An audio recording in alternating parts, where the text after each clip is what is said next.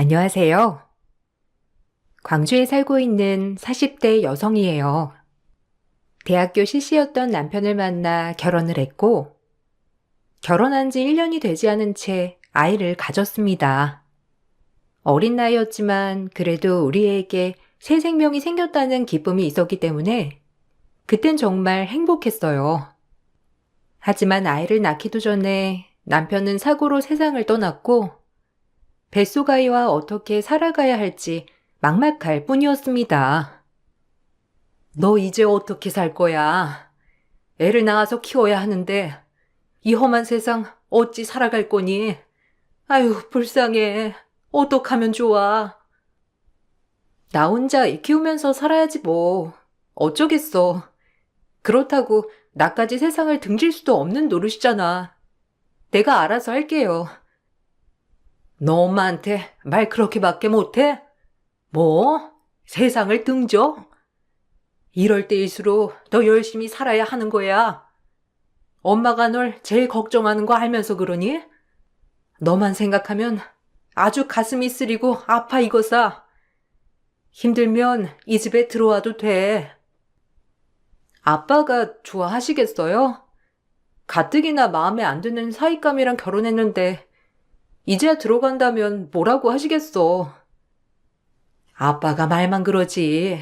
그래도 너 내심 들어와 살기를 바라셔. 아빠도 사람인데 얼마나 마음이 안 좋겠니 이거사. 남편을 잃고 홀로 방황하던 때 친정엄마께선 친정에 들어와서 살라고 했지만 가뜩이나 제 결혼을 못마땅히 생각했던 아버지였기에 차마 바로 그러겠다고 할 수 없었어요. 반대한 결혼을 했었기 때문에 어떻게든 제 힘으로 살고 싶었거든요. 그렇게 혼자 아이를 낳고 아이가 3살이 되던 해 어느덧 아픔도 점점 치유가 되더라고요. 아이의 재롱을 보며 살아가니 절망이 희망으로 바뀌었고 그즈음 좋은 사람을 만나 재혼을 꿈꾸게 되었어요. 전 사별을 했지만 재혼한 남편은 이혼을 했었고 대신 아이는 없었답니다. 그렇게 서로 상처가 있는 사람끼리 만나 재혼을 했는데 행복을 꿈꿔 재혼을 했지만 재혼을 생각지도 못하는 시집살이가 기다리고 있었답니다. 처음 겪어보는 것이었기 때문에 당황스럽기 그지없었죠. 애 딸려서 시집 왔으면 눈치라도 있어야 할 거 아니야? 어쩜 그렇게 넌 이기적이니? 너랑 네 새끼밖에 모르지?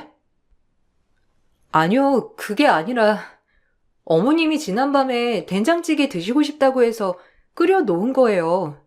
그런데 갑자기 이러시면 입 다물어. 시어머니 말하는데 꼬박꼬박. 네 팔자가 그렇게 사나우니까 서방이 먼저 간 거 아니야? 네 아들도 그렇게 될까봐 무섭다 무서워. 하필 팔자 더러운 것이랑 결혼한다고 해가지고 이 애미 마음을 늘 조마조마하게 하다니. 네가 어떻게 꼬셨길래 내 아들이 애 딸린더라도 괜찮다는 건지 난 정말 이해할 수가 없다. 아이고, 꼴 보기 싫어 정말. 어머님한테 제가 당연히 성에 차지 않는다는 거 알아요. 하지만 재혼 쉽게 결정한 거 아니고 그래도 이 사람이랑 행복하게 살기 위해서 결정한 건데 어머님 너무 그렇게 받아들이지 않으셨으면 좋겠어요. 저 정말 이번 결혼은 실패하고 싶지 않아요. 나 때문에 뭐 이혼할 것 같다는 식으로 들린다. 요즘 애들은 무서운 게 없지. 저렇게 할 말 다 하고. 우리 때는 시어머니 말이라면 법이었어 이거사. 첫째 며느리도 그렇게 마음에 안 들더니 난 왜 이렇게 며느리 복이 없는 건지. 이애 데리고 들어가. 상대적으로 재혼이지만 애가 없는 남편과 달리 저처럼 애가 딸린 며느리를 반가워하지 않는 시어머니였어요. 사실 결혼 전 그래도 아들이 외롭지 않게 돼서 좋아하셨던 것과는 달리 결혼을 하자마자 저렇게 돌변하시니 당황스러웠답니다. 그래도 두 번째 결혼만큼은 정말 지켜내고 싶었고 절 못마땅해 하는 아버지에게도 꼭 잘 사는 모습을 보여드리고 싶었기 때문에 이악 물고 버텨냈어요. 그럼에도 견디기 힘들었던 것은 내 편이 돼주겠다던 남편이 어느새 시어머니 편이 되어 있더라고요. 쟤 보면 정이 안 간다. 아무리 애기지만 어떻게 하루 종일 징징대는지. 저런 애를 네가 아빠처럼 키울 수 있겠어? 그래도 어떡해요.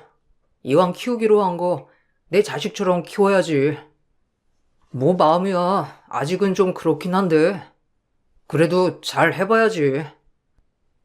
네가 무슨 죄를 지어서 남의 애까지 건사한다는 거야? 두 번째 결혼만큼은 실패하면 안 되니까 더 이상 말은 안 한다만. 쟤 그냥 애미 친정에다가 보내고 너네 애만 새로 가지면 좋겠는데 애미 보고 친정에 자주 가라고 하면 되잖아.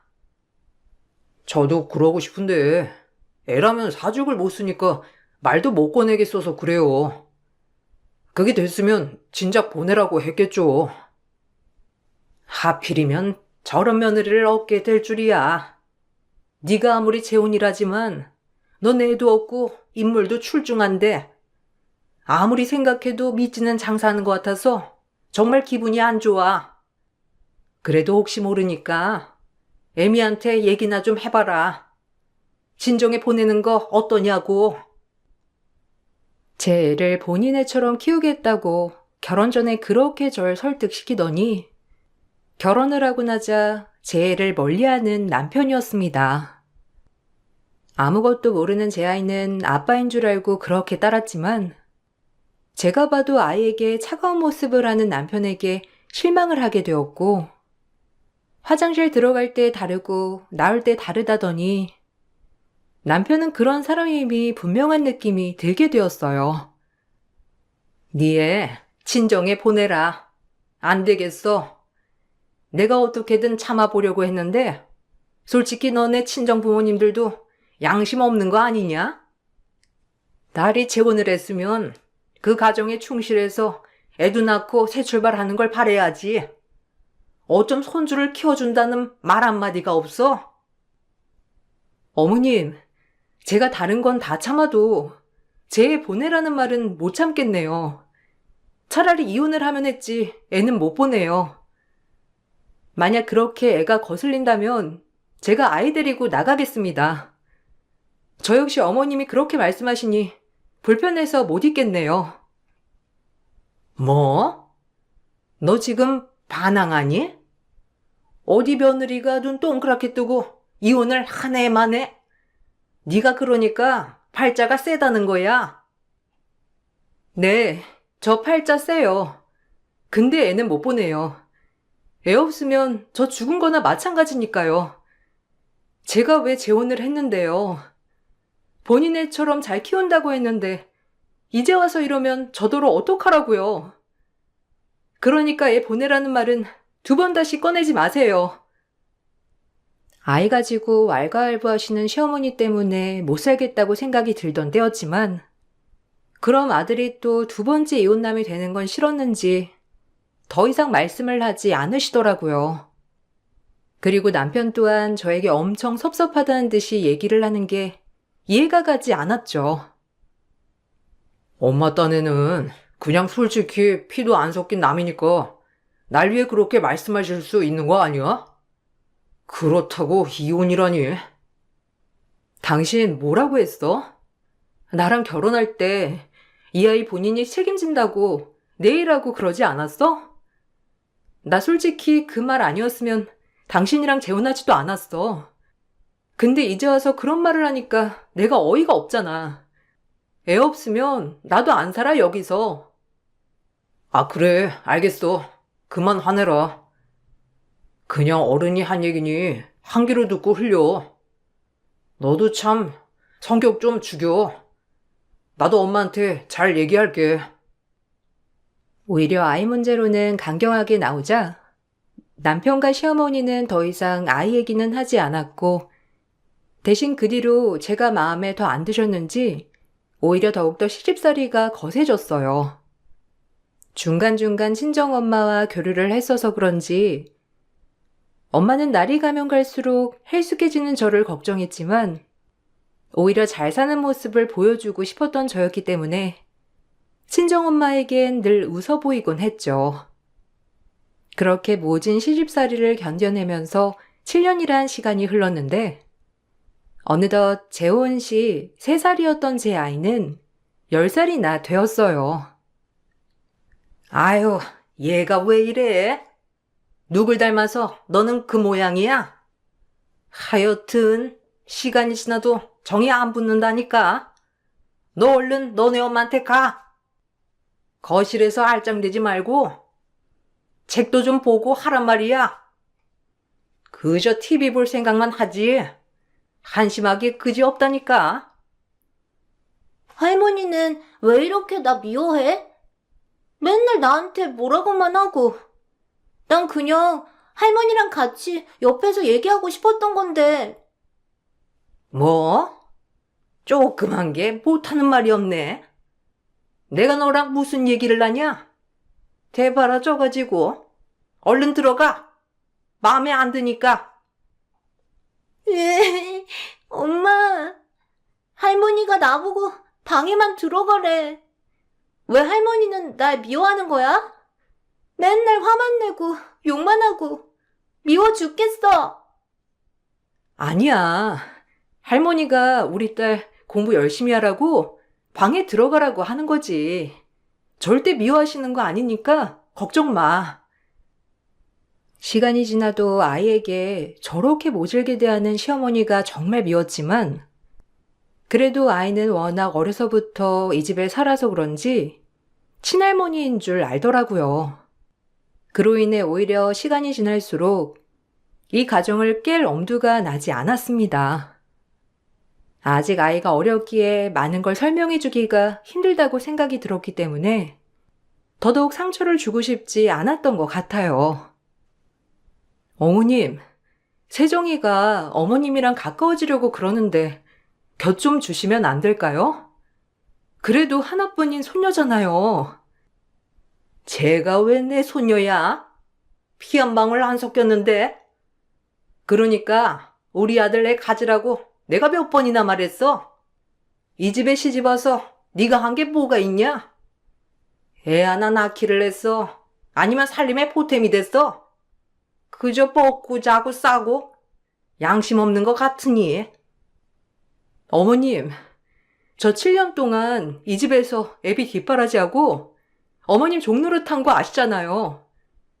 제가 일하겠다고 해도 집안 살림 때문에 일도 못하게 하셔놓고 이제 와서 살림만 축냈다니 너무하신 거 아니세요?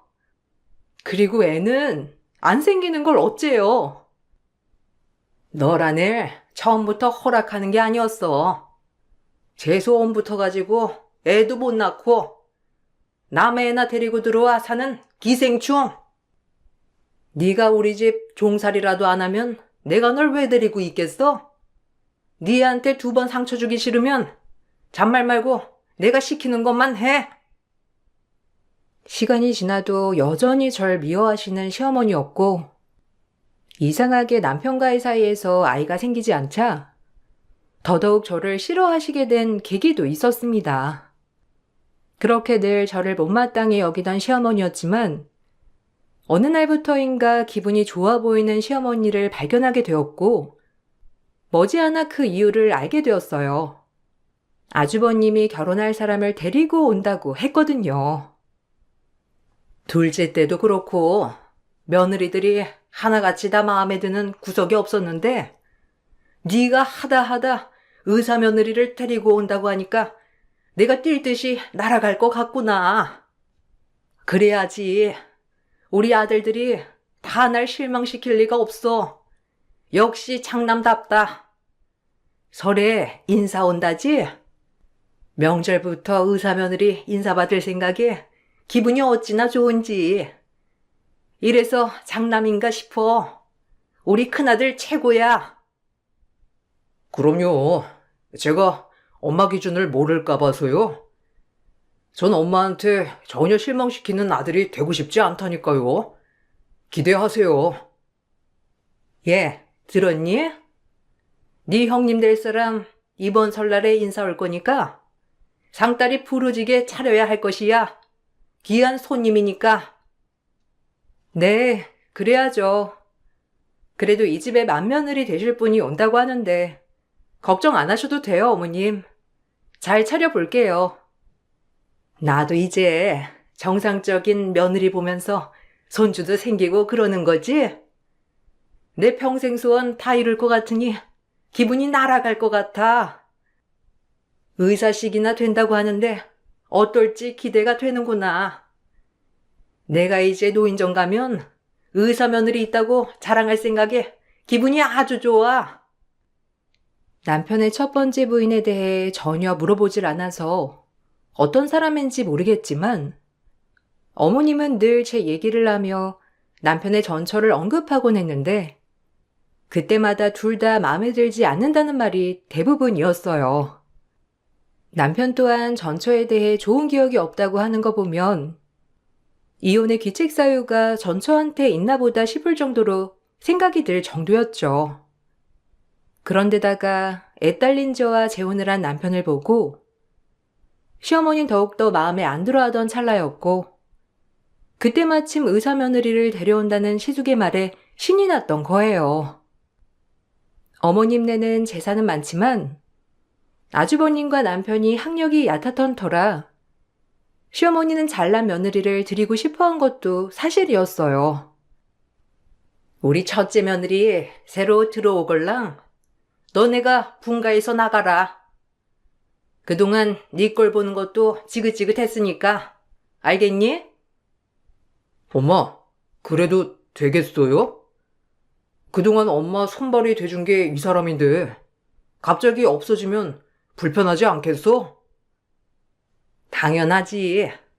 우리 첫째 며느리가 그렇게 능력이 있는데 아줌마 하나 구해주겠지. 제가 그동안 내 수족처럼 손가발이 되어주었다만 쟤랑 제 딸내미 보면 진짜 속이 뒤집어져서 내 속이 말이 아니야. 그러니까 너희끼리 분가하고 살아 그냥. 죄송해요. 친손주 한번 안겨드리지 못해서. 그래도 어째 애가 안 생기는 걸. 그래도 노력은 더 해볼게요. 됐어. 이제 첫째 내가 손주 안겨주면 되는 거니까 너희끼리 알아서 살아라. 그래도 너 2번 이혼남 만드는 것보다 나아. 남편과 시어머니가 하는 얘기를 우연히 듣고는 어이가 없었고 제가 시어머니의 손과 발이라면서 남편이 지칭하는데 7년 동안 정말 시어머니의 노력살이를 한 것 같아 기분이 좋진 않았습니다. 그럼에도 저희 아이에게 아빠라는 자리를 만들어 주었으니 꾹 참아내야겠다고 또 한 번 이를 악물었는데 그저 아이에게 미안한 마음이 많이 들었기 때문에 이게 정답이라고 어리석게도 생각했던 거예요. 그리고 설 준비로 어김없이 시장을 봐오면서 집에 들어가고 있는데 제 인생을 바꿔놓을 한 사건이 일어나게 되었어요. 그 사건을 마음에 두고 의사 형님이 방문하기로 한 날이 되었고 시어머니는 들떠 있었어요. 나 진짜 어제 설레서 잠도 못 잤잖니. 나한테 의사 며느리라니. 우리 장남이 역시 한 건 할 줄 알았다. 몇 시쯤 온다니? 이제 도착할 때가 됐어요.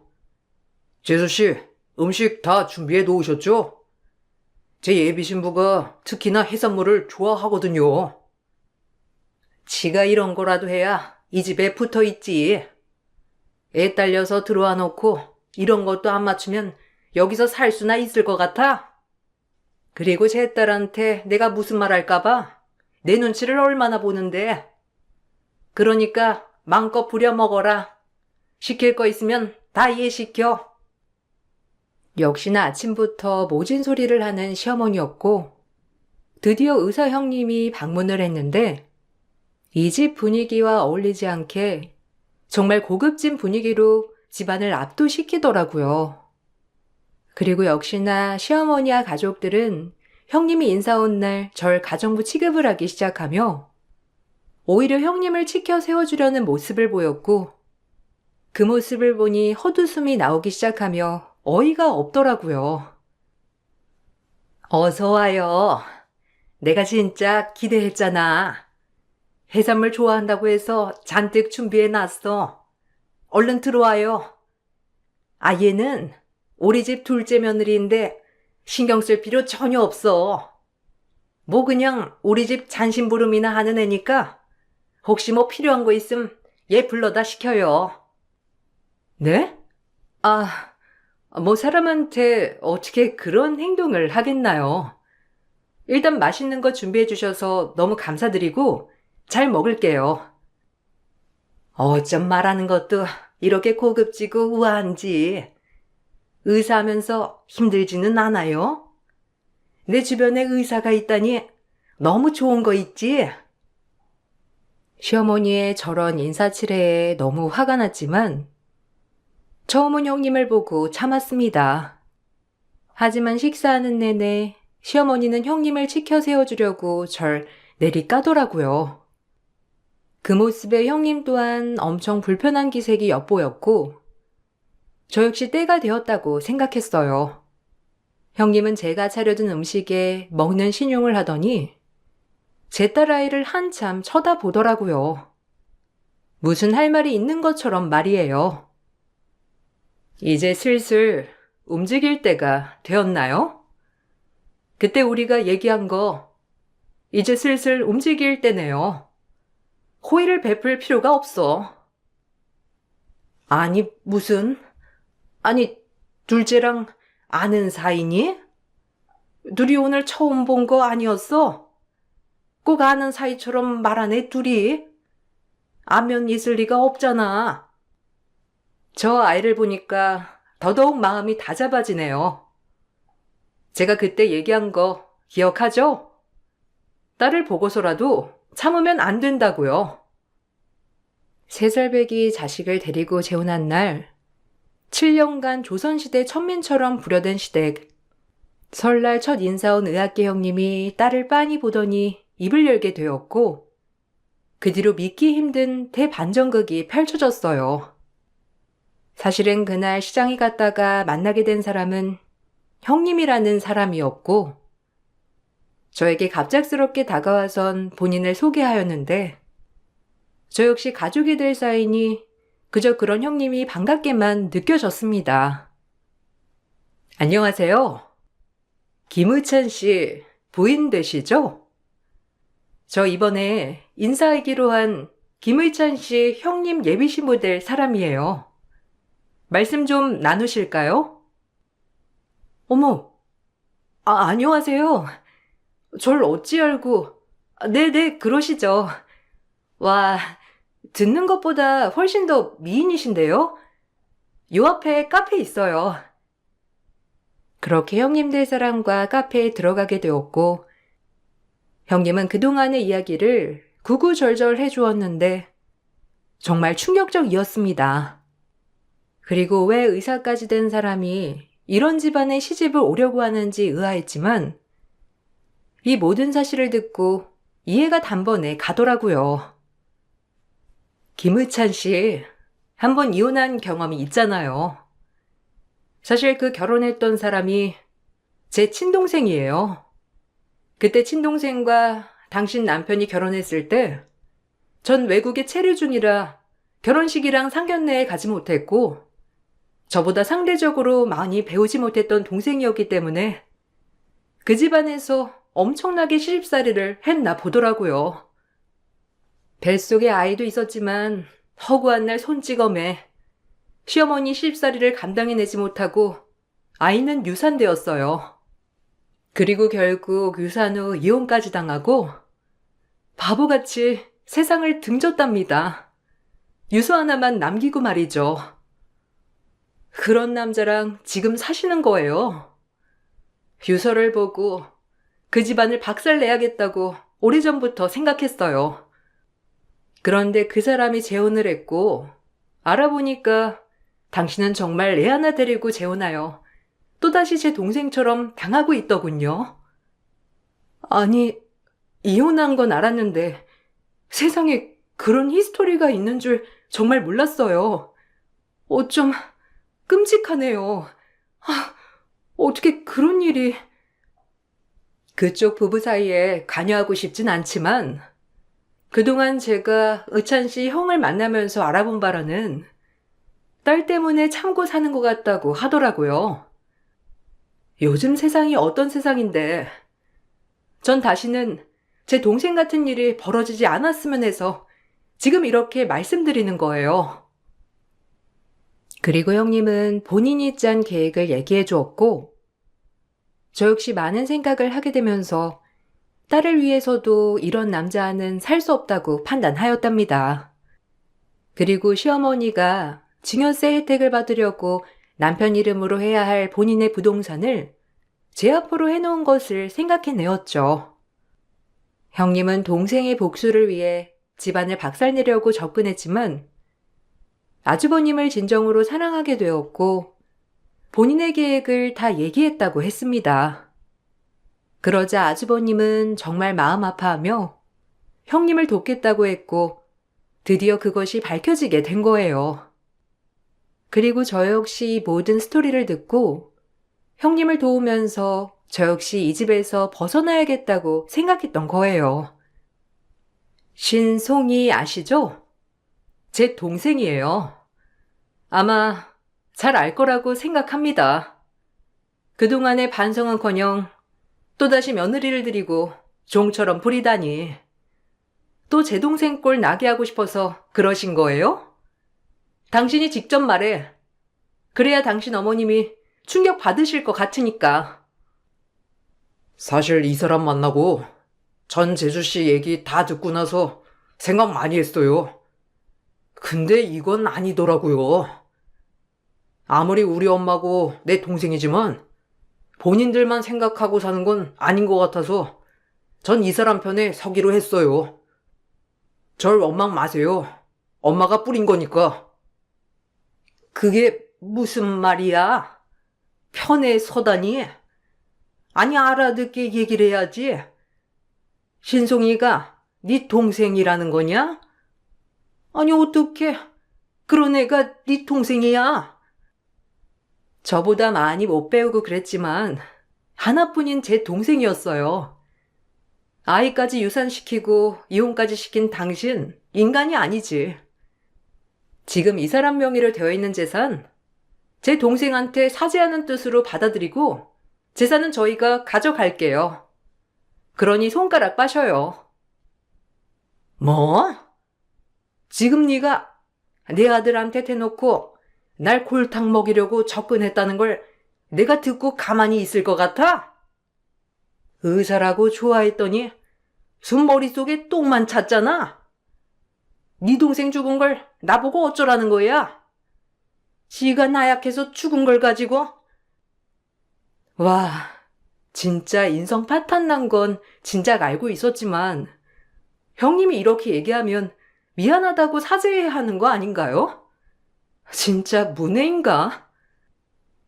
너같이 종살이 하는 것은 조용해. 네가 감히 나한테 이래라 저래라야? 우리 아들들 여자복은 진짜 없다. 엄마, 진짜 실망이네요. 그래도 진심으로 사죄하고 용서를 구하면 이 사람도 용서할 생각이었나 본데 엄마의 이런 모습에 정말 실망했어요. 저 역시 진짜 엄마랑 의찬이 볼 자신이 없네요.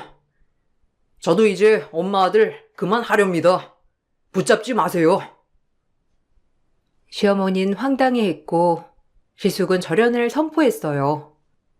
시어머니의 많은 재산이 시숙 앞으로 되어 있었기 때문에 시어머니는 어이가 없어 했고 그것을 뒤이어서 제가 이혼을 선언하니 남편 또한 눈이 휘둥그레해지더라고요. 그리고 딸아이에게 정말 미안했지만 모든 사실을 얘기해주기로 마음을 먹었고 이미 10살이나 먹은 제 딸아이는 이 상황을 다 듣고 오히려 이해를 하는 철든 딸이었습니다. 제가 그저 우리 딸아이를 너무 어리게만 본 것 같아 참 놀랄 따름이었죠. 그래놓고 뻔뻔하게 절 그렇게 노비 부리듯 부리면서 당당하게 살아요? 본인들 때문에 한 사람 인생이 쪽난 거 생각 못하고 나도 이런 집에서 더 이상 살고 싶지 않아. 이혼해. 당신들은 다 잃어봐야 정신을 차리지? 다른 거 다 필요 없어. 그냥 당신들한테 재산을 잇는다는 게 어떤 의미인지 다 아니까 내 이름으로 해놓은 땅 위자료라고 생각하세요. 이게 미쳤나? 그건 내놓고 꺼져야지.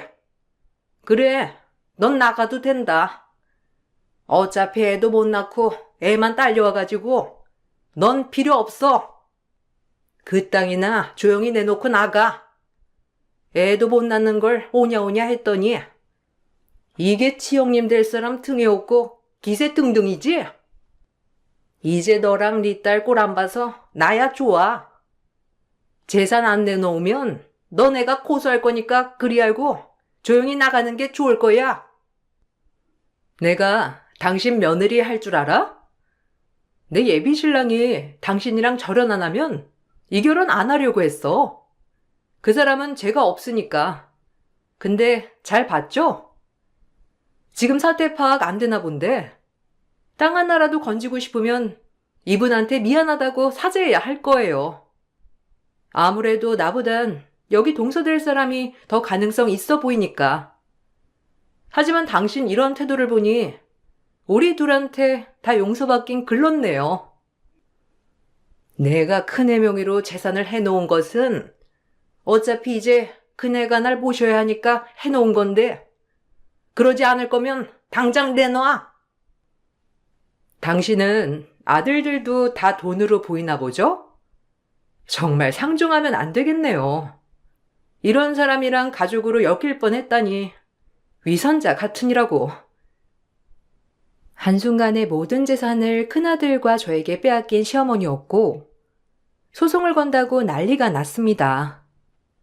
그러나 증여세를 감축시키려고 제 이름으로 해놓은 땅은 뺏을 도리가 없었고 오히려 이혼 소송에서 위자료를 줘야 할 판국이었어요.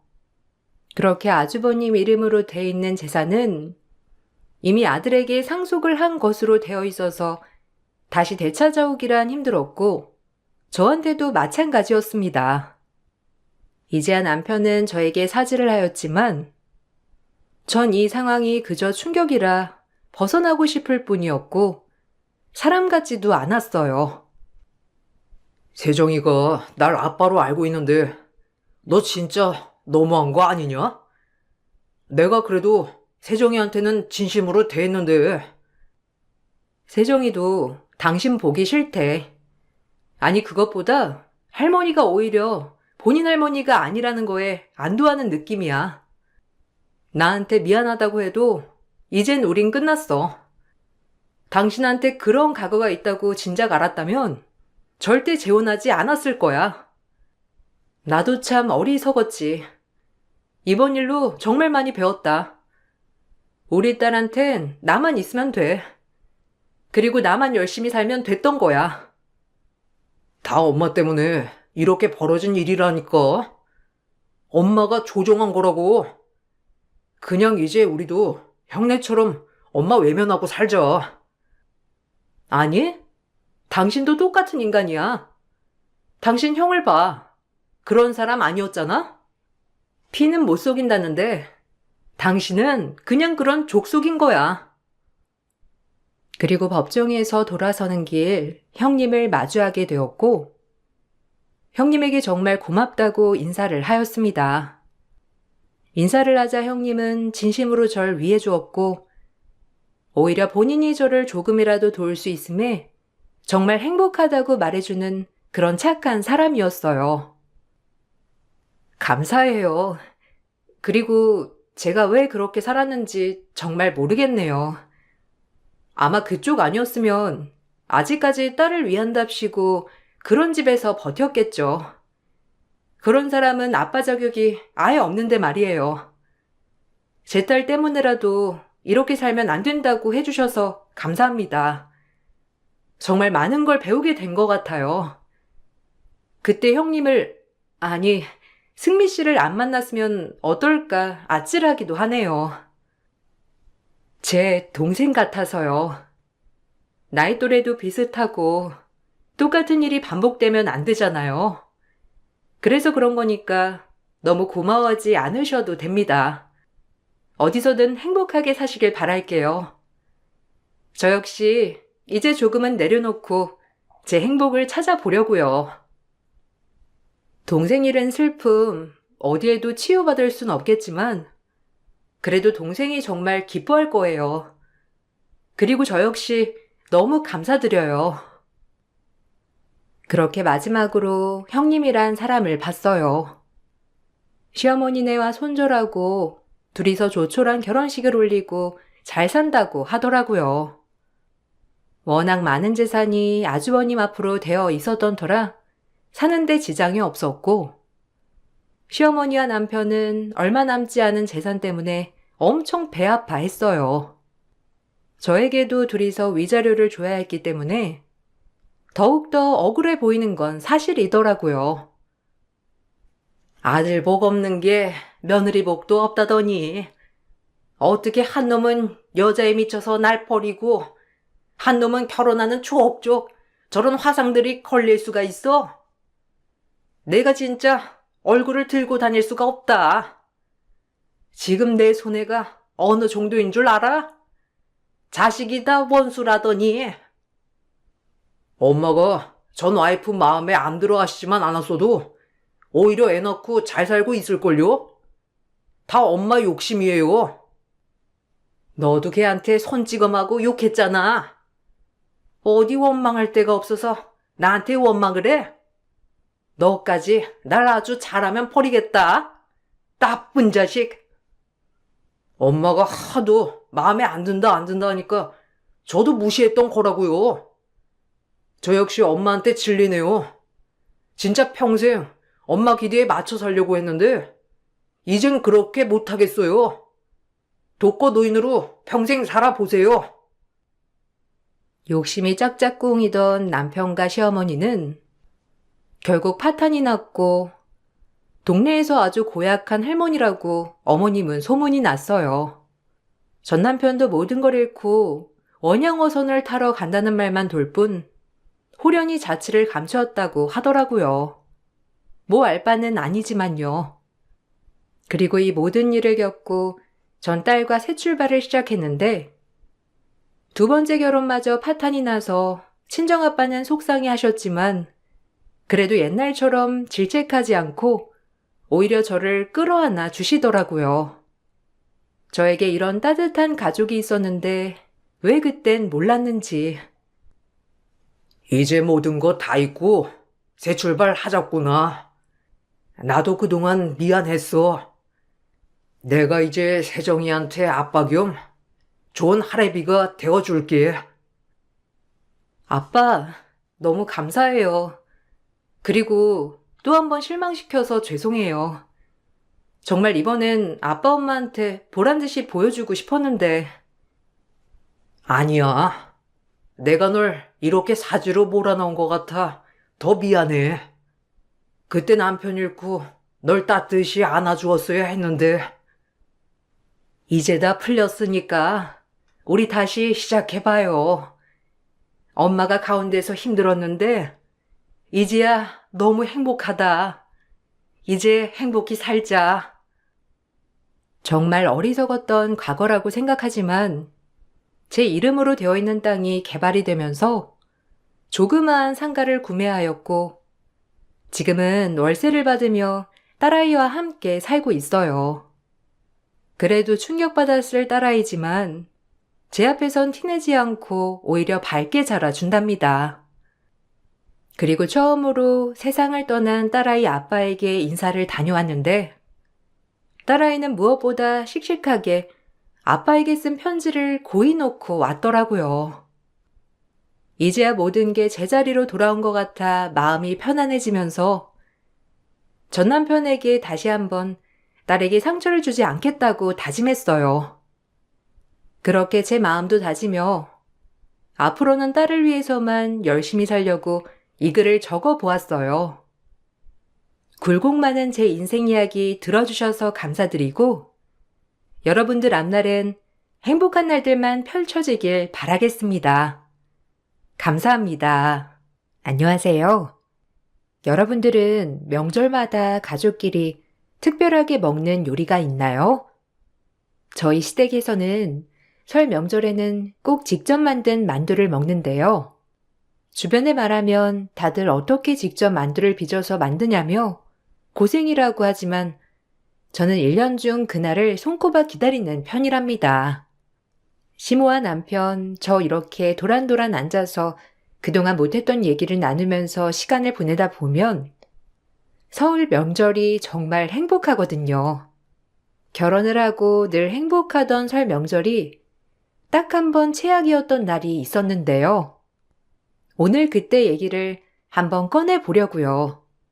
사실 남편은 홀 시모 아래서 자란 아들이었어요. 다른 형제 없이 남편을 키웠는데 처음에는 정말 걱정이 많았어요. 아무래도 홀 시모의 외동아들이면 아들에게 기대하는 바가 크지 않을까 싶었거든요. 그런데 생각보다 시모는 쿨하고 좋으신 분이셨어요. 오히려 제가 시댁을 찾아갈 정도로 시모는 절 너무 편하게 대해주셨죠. 어머님, 저 왔어요. 오늘 어머님이랑 저녁 같이 먹으려고요. 저번에 갔던 곰탕집 맛있다고 하셨잖아요. 거기 또 가긴 번거로우실 것 같아서 제가 이렇게 포장해서 왔어요. 남편 오늘 야근이라고 하더라고요. 저랑 오늘 오붓하게 같이 저녁 식사해요. 낮에는 어디 갔다 오셨어요? 집에 잠깐 들렀었는데 안 계시던데. 요즘 저보다 훨씬 바쁘신 것 같아요. 아이고, 뭘 또 이렇게 사왔어? 바쁠 텐데 여기까지 오지 말고 집에서 푹 쉬지 그랬어. 나 신경 쓸 필요 없어. 나는 낮에 친구들도 많이 만나러 다니고 밥도 잘 먹고 다니고 있어. 일도 해야 하는데 이렇게 하나하나 다 신경 쓰려고 하면 얼마나 힘드니. 괜히 오지 말라니까. 상철이가 요즘 많이 바쁘니? 밖에서 술 마시고 그러는 건 아니지? 걔가 뭐 잘못하는 거 있으면 나한테 꼭 얘기를 해줘. 에이, 그런 거 없어요. 그냥 어머님이랑 밥 한 끼 먹고 싶어서 온 거예요. 제가 이렇게 안 오면 저한테 전화도 잘 안 하시고 그러시잖아요. 저한테 전화 많이 하셔도 돼요. 항상 저 생각해 주시느라고 저야 늘 감사하죠. 저 결혼할 때도 제가 원하는 거 다 들어주셨잖아요. 솔직히 어머니 입장에서는 불편하실 것도 있었을 것 같은데 저희가 결정하는 거 다 믿어주시고 따라주셔서 감사해요. 어린애들도 아니고 어른인데 알아서 잘하겠지. 무엇보다 나는 우리 아들보다 며느리가 더 똑똑하고 현명하게 잘할 거라고 믿고 있어서 그런 거야. 나는 더도 덜도 말고 너희 둘이 행복하게 잘 살아준다면 그것보다 더 좋은 건 없다고 생각해. 우리 상철이한테는 어릴 적부터 내가 너무 많은 상처를 줬어. 그렇지만 우리 며느리는 상철이한테 항상 기쁨을 주는 사람이니 내가 더 믿을 수 있는 거야. 사실 시모는 시부와 이혼을 한 거였어요. 남편이 아주 어릴 때 이혼을 했는데 그 위로 형이 있었고 시부는 형만 데리고 간 거였어요. 거의 쫓겨나다시피 했던 시모는 어린 남편을 등에 업고선 안 한 일이 없었다고 하더라고요. 고생을 해가며 키운 아들이었기에 더욱 애틋하게 생각하셨겠지만 오히려 저에게는 더 쿨하게 대해주셨고 전 그게 저를 위한 배려라 생각을 했어요. 언젠가 남편은 시부에 대한 얘기를 한 적이 있었어요. 하도 어릴 적에 엄마가 이혼을 하셔서 잘 기억에는 안 나는데 딱 하나 기억나는 게 있다면 아버지가 형만 데리고 놀러 갔던 기억이 있어. 그날 내가 아버지한테 나도 데리고 가달라고 울며불며 바짓가랑이를 붙잡았던 것 같거든?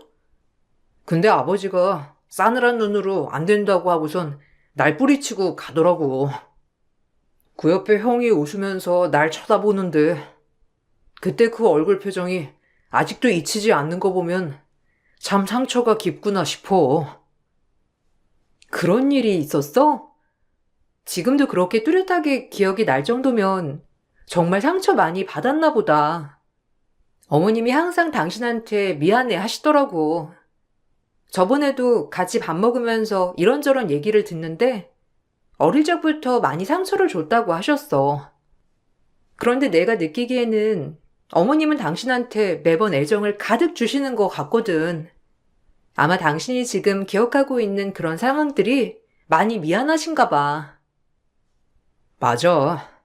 내가 엄마 잘못 아니라고 매번 말을 하는데도 엄마는 미안한가 봐.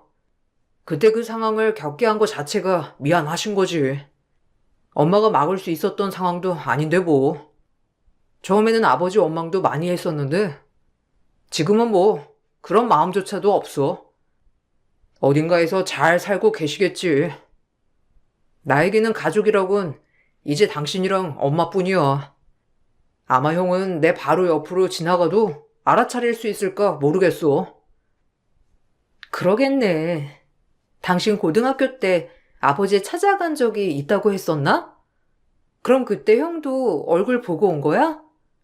그때 어머님이 너무 아프셔가지고 도와달라고 부탁하려고 갔다며. 당신도 진짜 용기 많이 냈겠다. 나는 그러기까진 못했을 것 같아. 엄마가 그때는 엄청 아프셔가지고 당장 일도 못 가실 지경이었어. 나는 엄마가 그때 돌아가실까 너무 무서웠고 친척도 없으니까 아버지한테 간 거지. 다행히 집도 그대로라서 아버지를 만날 수 있었는데 그때도 싸늘한 그 눈빛이 잊히지 않더라. 결국 도와주시진 않으셨고 다행히 엄마도 몸이 나아지긴 했지만 그때 다짐했지. 다시는 절대 만나지 않겠다고. 시무와 남편은 옛 얘기를 많이 하시는 편은 아니었지만 가끔 듣던 얘기는 정말 제가 깜짝 놀랄 정도였어요. 남편이 대학을 가고 난 후에 시모가 가게를 운영하게 되면서 돈을 많이 벌게 되었고 지금처럼 많이 풀리게 된 거였는데 그전까지는 정말 하루 한 끼 먹기 힘들 정도로 어려웠다고 하더라고요. 그때 남편은 시부에게 찾아갔으나 퇴짜를 맞았다더라고요. 그날 이후로 절대 연락을 하지 않았고 10여 년이 지났으니 서로 뭐라고 사는지 알 길이 없었죠. 그런데 어느 날 갑자기 남편의 형 아주버님이 집으로 찾아오셨어요. 오랜만에 시모와 만나 밥을 먹던 날이었는데 뜬금없이 찾아왔던 거죠. 상철아, 엄마, 나 상훈이 정말 많이 보고 싶었어요. 그동안 연락도 없어서 죄송해요. 아버지 때문에 한 번도 연락 못 드렸어요. 며칠 전에 아버지 장례식이 끝나서 이렇게 찾아왔어요. 연락을 드려야 하나 고민을 많이 했는데 전화보다는 이렇게 찾아오는 게 나을 것 같다 생각이 들어서 찾아왔어요. 아버지 돌아가시고 나니까 가족이 얼마나 소중한지 알게 되더라고요. 우리 다시 잘 지냈으면 좋겠어요. 갑자기 찾아와서 그게 무슨 말이야? 나 형이랑 가족처럼 지낼 생각 없어. 우리가 안 본 지도 거의 20년이야. 아버지한테 찾아갔을 때도 형은 절대 도와주면 안 된다고 바로 앞에다 두고 뭐라고 했으면서 이제 와서 가족? 왜? 아버지 돌아가시고 나니까 이제야 우리가 보여? 그냥 지금처럼 서로 없는 사람처럼 지내. 이런 식으로 찾아오지 말고. 상철아, 네 마음이 어떤 건지는 알겠지만 그때는 우리도 어쩔 수 없었어. 아버지 돈 노리고 오는 사람들도 너무 많았고 어쨌든 그땐 내가 정말 미안하다. 나는 아버지 편을 들어줄 수밖에 없었고 이제 나한테 남은 가족은 너랑 엄마뿐이야. 다른 건 바라는 거 없어. 단지 너랑 엄마랑 가족처럼 정말 행복하게 잘 지내는 게 내가 원하는 거야.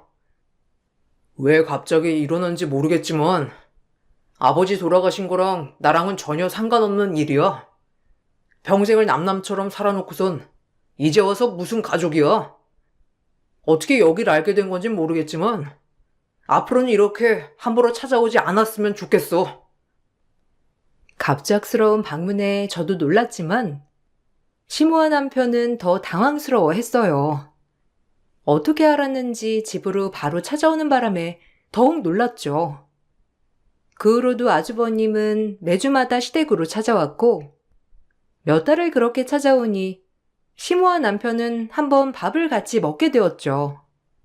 이혼을 하고 난 후에는 서로 생활을 잘 모르고 있었는데 아주버님이 하는 얘기를 들어보니 생각보다 불우한 성장 환경이었더라고요. 주변에서 잘 모르는 사람들이 보면 내가 정말 행복하게 잘 지냈을 거라 생각하겠지. 근데 정말 그런 거 아니야. 나는 늘 장남이라는 부담을 갖고 자랐어. 아빠는 하나라도 당신 마음에 들지 않으면 마음에 들 때까지 날 재우지 않으셨고, 난 항상 아빠 마음에 들지 않으면 어쩌나 전전긍긍하면서 살았어. 결국 아빠 바람대로 크진 못했지만 그래서 더 힘들고 괴로웠지. 그때 도와드리지 못해 죄송해요, 어머니. 아니다. 다 지난 일인데 뭐. 그래도 이렇게 서로 밥이라도 한 끼 먹을 수 있어서 다행이구나. 안 그래도 네 소식 간간히 듣고는 있었어. 네 아버지가 아프다는 소식 듣긴 했고 장례 치르느라 고생했겠구나. 그래도 너 하나는 꼭 데려가야 한다면서 고집 부렸을 땐 나보다 훨씬 더 잘 돌보겠거니 생각을 했었는데 이제와 생각해보니 내가 너무 섣부르게 결정한 건가 싶기도 하네. 아니에요. 어머니는 그때 그럴 수밖에 없었잖아요. 그래도 아버지 덕분에 금전적으로는 부족하지 않게 살았죠, 뭐. 아, 들어보니까 어머님도 가게 운영하신다면서요? 10년 전부터 운영하던 가게 잘 되고 있다고 들었어요. 안 그래도 그때 못 도와드린 거 내내 마음에 걸렸었는데 이렇게 잘 지내시는 걸 보니 저도 그나마 마음이 놓이네요. 늘 항상 어머니께 가고 싶었어요. 그렇지만 아버지가 저만 데리고 왔다는 죄책감에 그러지 못했어요. 괜찮아요. 형이나 나나 엄마 모두 원하던 일이 아니었고 어쩔 수 없는 일이었잖아. 생각해보니 형도 힘들었겠다. 원해서 그랬던 것도 아닌데 나는 늘 아버지랑 형을 같이 미워했던 것 같아. 나도 그런 게 정말 미안해. 부자였던 시부와 살았던 아주버님도 나름의 고충이 컸었고 가족들은 모두 그 말을 믿었어요. 아주버님도 어쩔 수 없었던 상황이었다고 생각하게 되었죠. 이혼한 지 20여 년이 지나고 나서야 시모는 두 아들과 잘 지내게 된 거였어요. 아주버님은 시모에게 특히나 살뜰하게 잘했고 신경을 많이 쓰더라고요. 그래서 그런가 시간이 지나면서 저에게 도를 넘는 행동들을 자주 하기 시작했어요. 재수씨, 혹시 엄마한테 화장품 세트 보냈어요? 아, 이런 거 보낼 거면 나랑 상의를 해야 하는 거 아닌가? 재수씨는 어떻게 같은 여자면서 이런 거 좀 꼼꼼하게를 못 챙겨요? 사람마다 쓰는 화장품이 다른데 어떻게 이런 걸 보내요? 아유, 엄마에 대해서 잘 모르면 나한테라도 물어봐야지. 하여튼 재수씨는 좀 우리 엄마한테 관심이 없는 것 같아요. 아닌가? 네? 아주버님, 그거 어머님이 지금까지 쭉 쓰던 거라서 그거 보내드린 건데? 어머님이 그거 안 쓰신대요? 저번에도 제가 사다 드렸었는데? 이번에 가보니까 마침 다 쓰신 것 같아서 맞춰서 보내드린 거예요. 어머님이 화장품을 바꾸셨나요? 제가 한번 어머님한테 전화를 해볼게요. 바뀐 줄은 몰랐는데 제가 물어보고 보낼 걸 그랬나 봐요. 아니, 엄마가 지금 그런 싸구려를 쓸 때입니까? 아유, 재수씨가 사준 거라서 쓴 거였구나. 어쩐지 우리 엄마 수준에 맞지 않는 화장품이라 나는 깜짝 놀랐네. 재수씨, 좀 엄마 제대로 챙겨요. 며느리는 원래 시부모 잘 모셔야 하는 게 도리인 거 알죠? 재수씨는 모실 시아버지가 없으니까 시어머니한테라도 2배로 잘해야죠. 보면 엄마한테 자주 가는 것 같지도 않고 그러네. 그리고 왜 자꾸 엄마 집에서 밥을 해 먹어요? 밖에서 모실 생각은 안 한 거예요? 아, 그건 어머님이 밖에서 식사하시는 건 불편하시다고. 가족끼리 좀 편하게 밥 먹자고 해서 집에서 먹는 건데. 밖에서 저희도 먹으면 좋죠. 가고 싶은 곳이 얼마나 많은데요. 그럼 아주버님이 어머님한테 한번 말씀을 해주세요. 이렇게 된 거 저희랑 아주버님 돌아가면서 식사 자리 준비하는 건 어떠세요? 매번 어머님께서 식사 준비해 주셔서 저도 마음이 안 좋았었거든요. 그런 걸 내가 어떻게 준비를 해요, 재수씨? 원래 이런 건 며느리가 알아서 하는 거라니까. 그리고 엄마는 어떤 거든 다 괜찮다, 좋다고 하는데 내가 준비하는 건 별로 안 좋은 것 같고 재수씨가 한번 준비해봐요. 되도록이면 고급스럽게 잘 맞춰서 준비해야 하는 거 알죠? 아주버님은 하나부터 열까지 다 참견하고 저에게 도리를 강요했어요. 시모도 저에게 뭐라 하지 않은 일을 오히려 아주버님이 저에게 뭐라고 하시기도 했죠. 남편이나 시모가 같이 있을 때에는 크게 티가 날 정도로 절 경계하진 않으셨지만 남편이나 시모가 없으면 아주버님은 저에게 냉정하게 대하셨어요.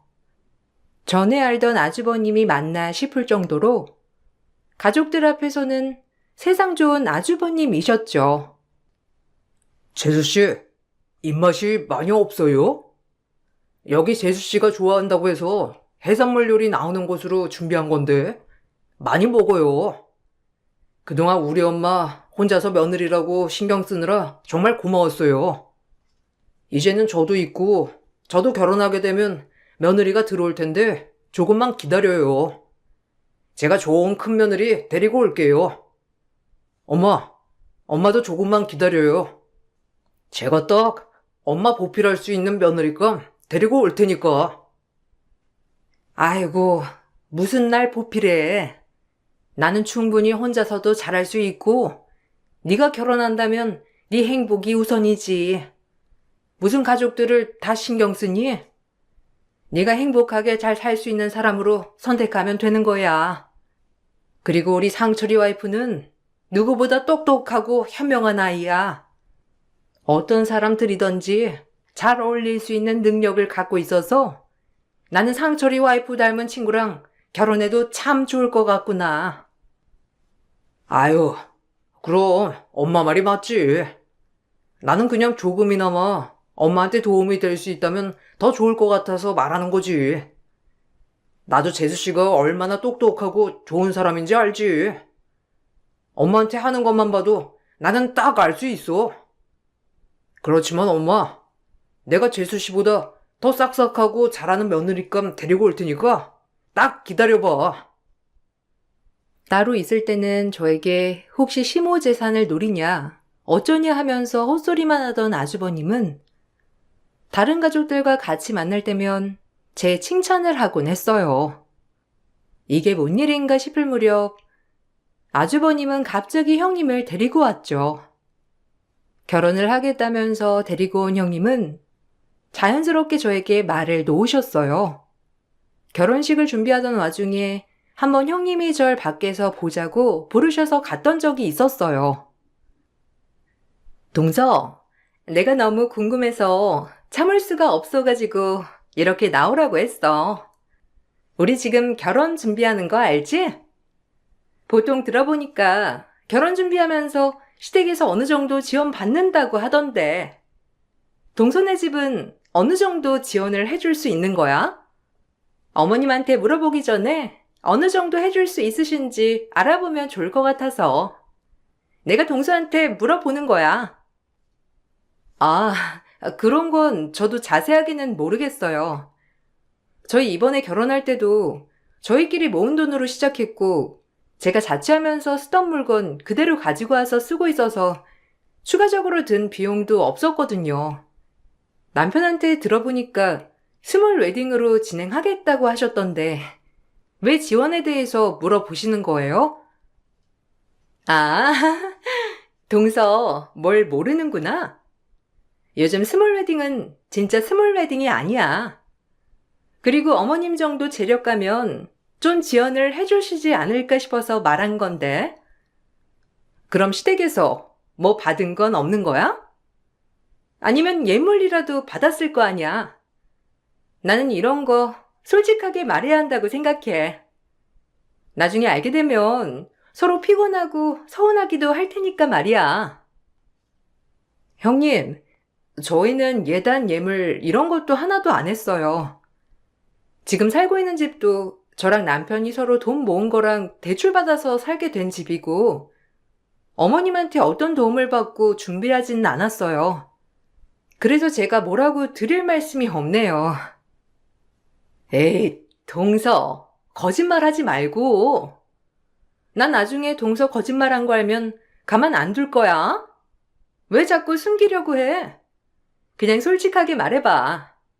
동서는 잘 모르겠지만 이게 형님 동서 사이에도 분쟁이 될 수 있는 거라서 그래. 뭐 받은 거 정말 없어? 그래도 어머님이라면 뭐라도 하나 해주셨을 것 같은데. 동서가 지금 기억을 못하는 거 아니야? 결혼 준비를 하면서 어려움이 있어 절 불렀었던 거라고 생각했던 것과는 다르게 형님은 뜬금없는 말만 물어볼 뿐이었어요. 그때까지도 저는 아무런 의심을 하지는 못했어요. 다만 무언가 껄끄러운 일들이 계속되고 있다는 건 알고 있었던 상황이었죠. 아주버님이 결혼을 하고 난 후 시모와 자주 만났는데 만나면서 형님과 아주버님은 항상 자신들을 향한 시모의 애틋한 마음을 언급하곤 했었죠. 어머님, 너무 기분 좋으시죠? 그렇게 보고 싶으시던 큰아들, 이렇게 평생 편하게 보실 생각하시니까 기쁘시지 않으세요? 아무리 둘째 아들도 있다지만 사실 무엇보다 첫정은 뗄 수 없잖아요. 남편이 정말 어머님에 대해서 자주 얘기를 했었어요. 어머님도 정말 대단하신 것 같아요. 어떻게 큰아들 보고 싶은 마음 꾹 참으실 생각을 하셨어요? 처음이야 서운한 마음이 컸지. 내가 듣기에는 아들이 내가 아닌 아빠와 살겠다고 했으니까. 상철이야 어린아이였어도 상훈이는 그래도 10살은 넘은 나이였으니 훨씬 본인 생각을 말할 수 있었던 나이였잖니. 이제 와서 얘기하는 거지만 그래서 다시는 첫째를 볼 수 있을 거란 생각은 못했어. 여러 번 찾아가도 매번 거절을 당했었는데 그게 다 애들 아빠 때문이라니. 그러니까요, 어머님. 남편이랑 연애할 때도 항상 어머님 보고 싶다는 말을 자주 했었어요. 아버님께서 돌아가시기 전에 남편도 어떻게 해야 하나 고민이 많았는데 그래서 비로소 아버님이 돌아가시고 난 후에 바로 연락드린 거잖아요. 어머님도 전보다 훨씬 더 뿌듯하시고 기쁘시죠? 그래. 처음부터 이런 상황을 알았다면 내가 어떻게든 조치했겠지만 이미 지난 상황을 어떻게 하겠니? 나는 첫째고 둘째고 모두가 똑같아.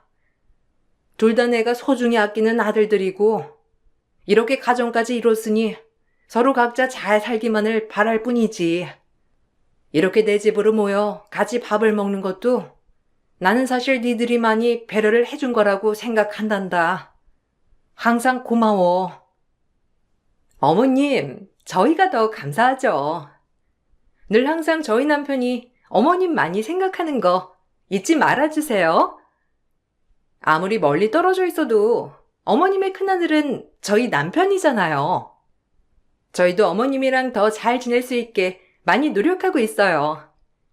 동서도 잘하겠지만 제가 노력하는 것도 알아주세요.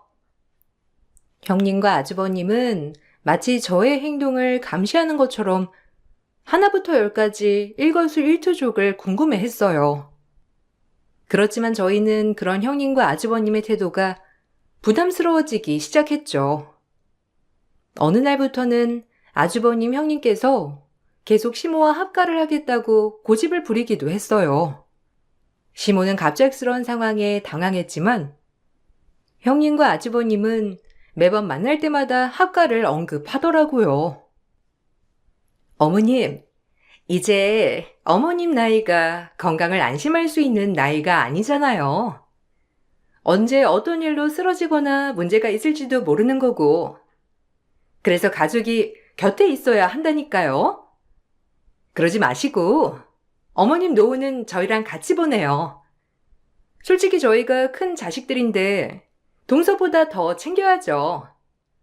어머님이랑 같이 지내면 좋을 것 같아요. 아니야. 나는 혼자가 더 편해. 그리고 아직 난 젊고 건강해. 문제가 있어도 내가 알아서 처리할 수 있는 나이기도 하고. 큰 자식이라고 해서 나 때문에 부담 주고 싶은 생각은 없으니 너무 염려 말거라. 만약에 내가 아프게 되면 어떻게 할지 내가 다 생각을 해놓았으니까 그것도 걱정하지 말고. 엄마, 그래도 큰아들이 엄마 챙기지 누가 엄마를 챙겨요? 합가에서 같이 살다 보면 엄마도 편할걸? 아들 얼굴 매일 볼 수 있고. 솔직히 엄마 가게 운영하고 관리하는 것도 이제는 좀 버겁고 힘들잖아요. 이렇게 된 거 아들들한테 다 맡기고 너 편하게 보내면 얼마나 좋아요.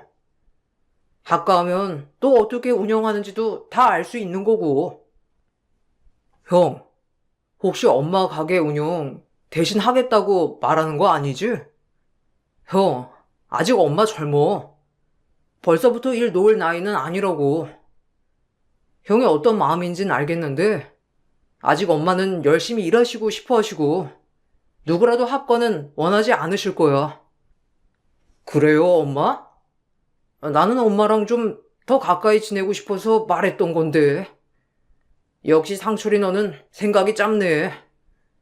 엄마가 진짜 일하는 거 좋아해서 그러시겠어? 며느리도 있고 하니까 괜찮다고 하는 거지. 엄마, 우리는 와이프가 엄마랑 같이 지내고 싶다고 하는 중이야. 그러니까 부담 없이 우리랑 지내도 괜찮아. 20년을 제대로 만나지도 못했던 아들이라고 보기에는 어색할 정도로 아주버님은 시모를 살뜰히 챙겼답니다. 그렇지만 살뜰하게 챙기면서 항상 저희가 하는 행동과 비교를 하며 말을 하더라고요. 저는 왜 이렇게까지 갑작스럽게 시모에게 그럴까 생각을 했었는데 얼마 지나지 않아 그 이유를 알게 되었어요. 형님이 갑자기 저보고 만나자며 연락을 해 오셨죠. 동서, 혹시 어머님 우리 별로 마음에 안 들어 하시나? 아니, 내가 보기에는 어머님이 너무 동서를 믿고 계시는 것 같아서 말이야. 동서나 나나 직장 다니고 있는 건 마찬가지인데 자꾸만 어머님께서 동서 고생 많다고 말을 하시니까 뭔가 이상해서 물어보는 거야. 동서 혹시 뒤에서 어머님 따로 챙겨? 뭐 선물이라도 하고 그러는 거야? 네? 아니요. 그런 적 없어요. 저한테도 형님 일하니까 서로 도우면서 살아야 한다고 하셨는데요. 아마 어머님이 형님한테는 제 얘기를 꺼내시고 저한테는 형님 얘기를 꺼내신 것 같아요. 제가 아는 어머님은 형제를 차별하고 그러실 분 아니세요. 혹시 아버님처럼 어머님이 저희만 챙길까봐 걱정돼서 그렇게 물어보시는 거예요? 어머님은 절대 안 그러실 분이세요. 아주버님이나 저희 남편이나 똑같은 자식이죠, 뭐. 아니, 뭐. 그게 좀 이상하다고는 생각 안 해? 아니, 우리 남편이 뭐. 오랫동안 연락도 없이 따로 떨어져 지냈다곤 하지만 솔직히 어른들은 항상 첫째가 먼저잖아. 근데 어머님은 그러시지 않으신 것 같아서 말이야. 우리 결혼한다고 했을 때도 뭔가 도와주실 것 같은데 동서나 서방님 눈치 보고 안 도와주시는 건가 싶기도 하고. 아무리 그래도 집안 장남은 장남인데 뭐 동서가 따로 뭐 하는 건 아니고. 형님이나 아주버님은 당연히 저나 남편이 뒤에서 뭔가를 하고 있다고 생각했지만 저희는 전혀 그럴 마음이 없었어요. 어머님은 항상 모두를 똑같이 생각하셨고 그런 모습을 볼 때마다 형님과 아주버님의 태도는 더더 심해졌어요. 제가 일을 하다가 몸이 너무 안 좋아져서 당분간 휴직계를 낸 적이 있었죠. 그때 시모가 너무나 걱정스러운 마음을 형님에게 털어놓았는데 그걸 듣고선 형님은 저에게 가장 먼저 연락이 오더라고요. 아, 형님, 저 몸 아프다고 해서 연락 주신 거예요? 아, 지금은 좀 괜찮아졌어요. 몇 달 좀 무리해서 이래서 그런지 병원에서도 좀 쉬어야 할 것 같다면서 말을 하더라고요. 그래서 이참에 좀 쉬려고요. 뭐, 얼마나 안 좋은데? 목소리 들어보니까 괜찮은 것 같은데. 동서, 나 진짜 궁금해서 그러는 건데, 진짜 아픈 거 맞기는 한 거지?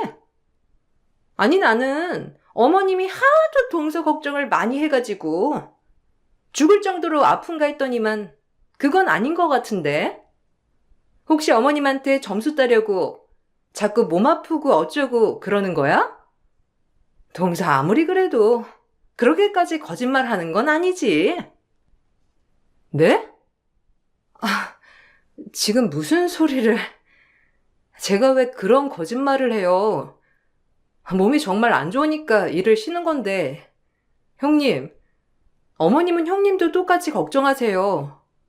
형님 저번에 몸 안 좋으셔가지고 어머님한테 연락하셨다면서요. 그때 어머님이 걱정 많이 하셔서 저랑 통화하셨는데 그때는 형님 걱정을 엄청 하셨어요. 근데 무슨 안 아픈데 아픈 척 말했다고 하시는 거예요. 아니 뭐, 좀 이상하잖아.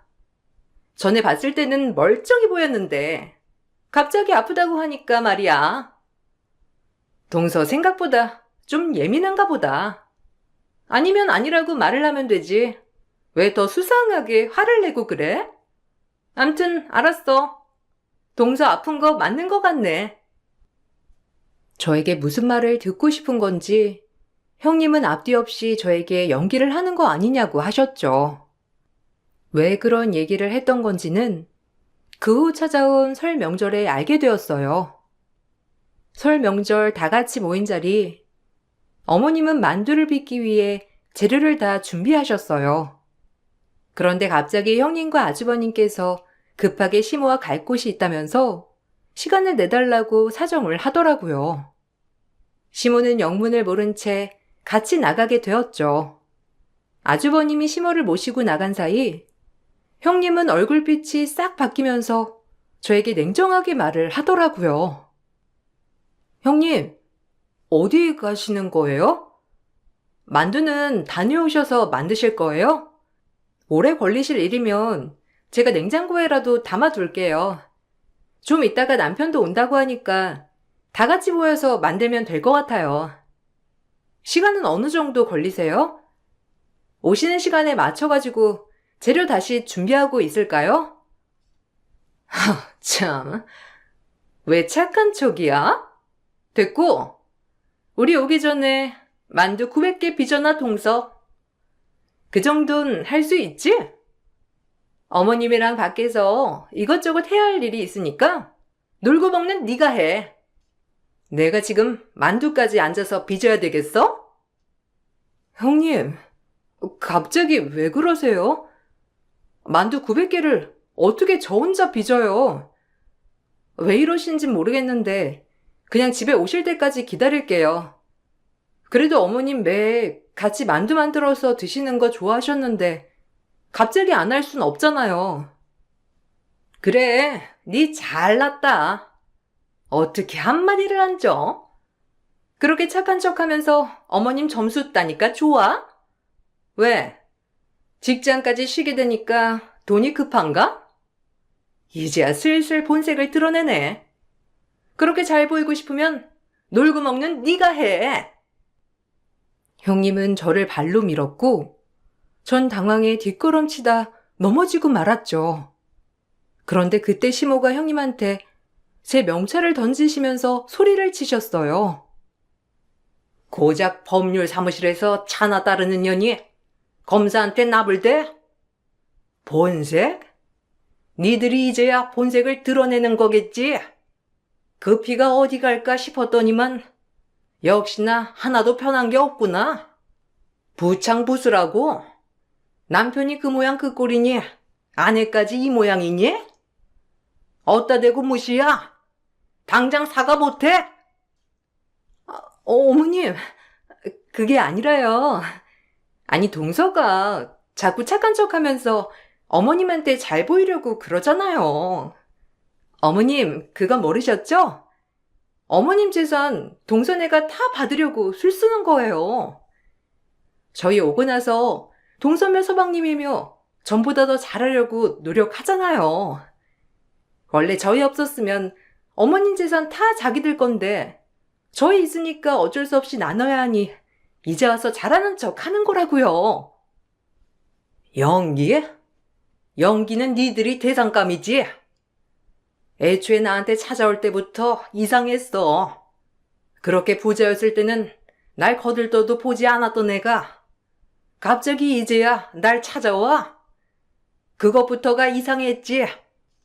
됐고, 나는 이제 아들 한 명뿐이니 더 이상 찾아오지 말거라. 사실 알고 보니 형님과 아주버님은 연애를 10년 넘게 한 거였어요. 원래 시부가 정말 잘 살았지만 아주버님이 대학에 진학한 이후부터 점점 망하기 시작해 돌아가실 때에는 재산을 한 푼도 못 남겨주셨던 거죠. 반면에 시모는 어릴 적에는 고생을 꽤나 했지만 나중에는 가게로 성공하게 되면서 알부자가 되셨어요. 이 사실을 알고서는 형님과 아주버님은 집이라도 한 채 받을 수 있지 않을까 싶어 찾아왔던 거였고, 둘이 결혼할 때는 물론이고 생활할 때도 시모가 아무것도 해주지 않자 저와 남편이 중간에서 커트하는 거라는 결론까지 내리게 된 거였죠. 어처구니 없게도 저희는 정말 시모에게 받은 게 없었지만 형님과 아주버님은 저희에 대해서는 제대로 알아보지도 않고 분명 많이 받았을 거라 생각을 했어요. 결국 그 생각이 이 사단을 일으키게 된 거였답니다. 거기다가 시부는 그렇게 믿던 큰 아들에게 사업체 운영을 맡겼었는데 사실은 시부의 사업이 망하게 된 이유도 바로 아주버님과 형님의 가소비 때문이었죠. 자신들의 채무를 감당하지 못하자 시모를 갑자기 찾아오게 된 거였어요. 뒤늦게 미안하다며 연락이 왔어요. 동서, 내가 미안해.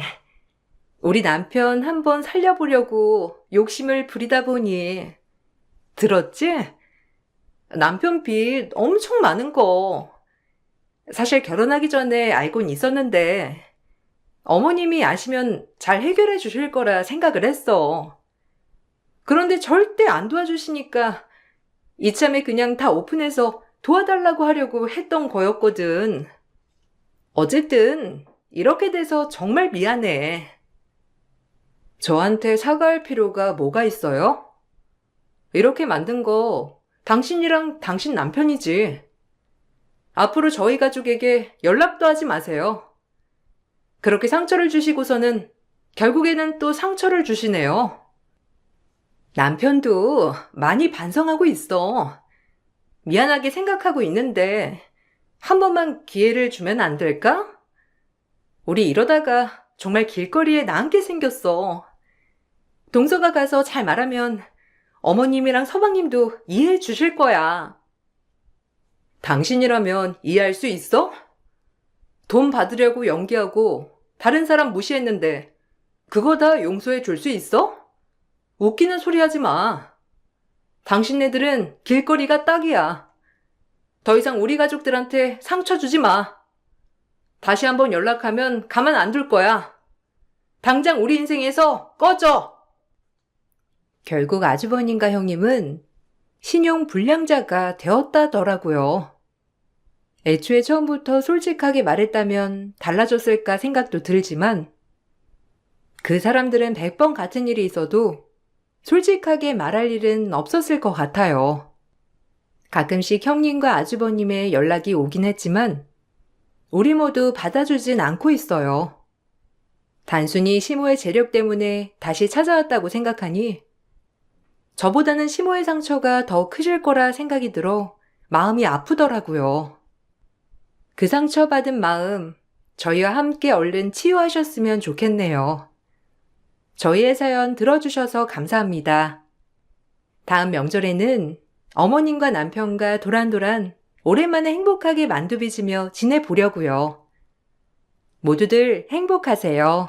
안녕하세요. 저는 딸 하나 키우고 있는 40대 초반 여자입니다. 이런 경험을 해본 적이 없어서 현재 많이 힘든 상태입니다. 지금도 그 사람들을 보면 너무 화가 치밀어 올라요.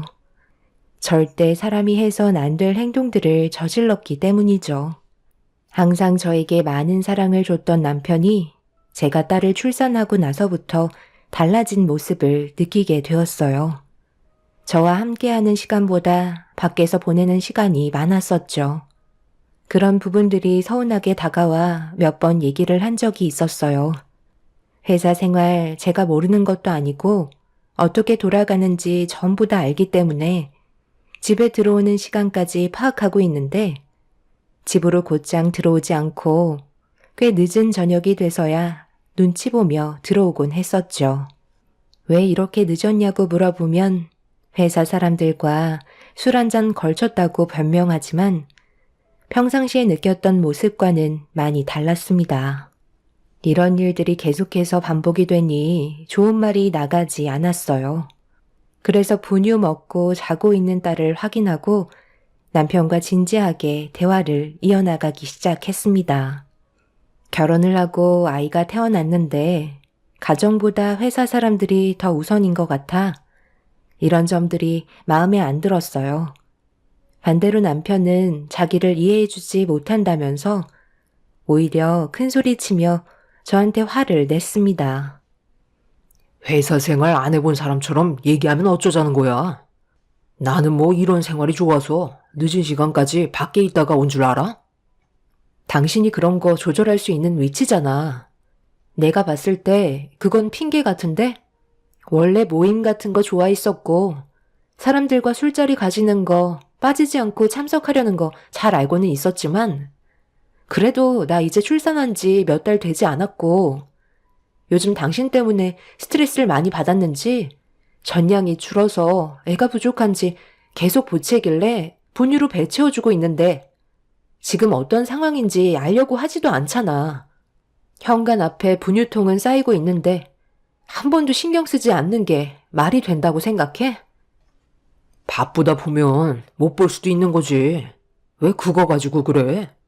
벌써부터 분유를 먹일 정도면 몸에 문제 있는 거 아니야?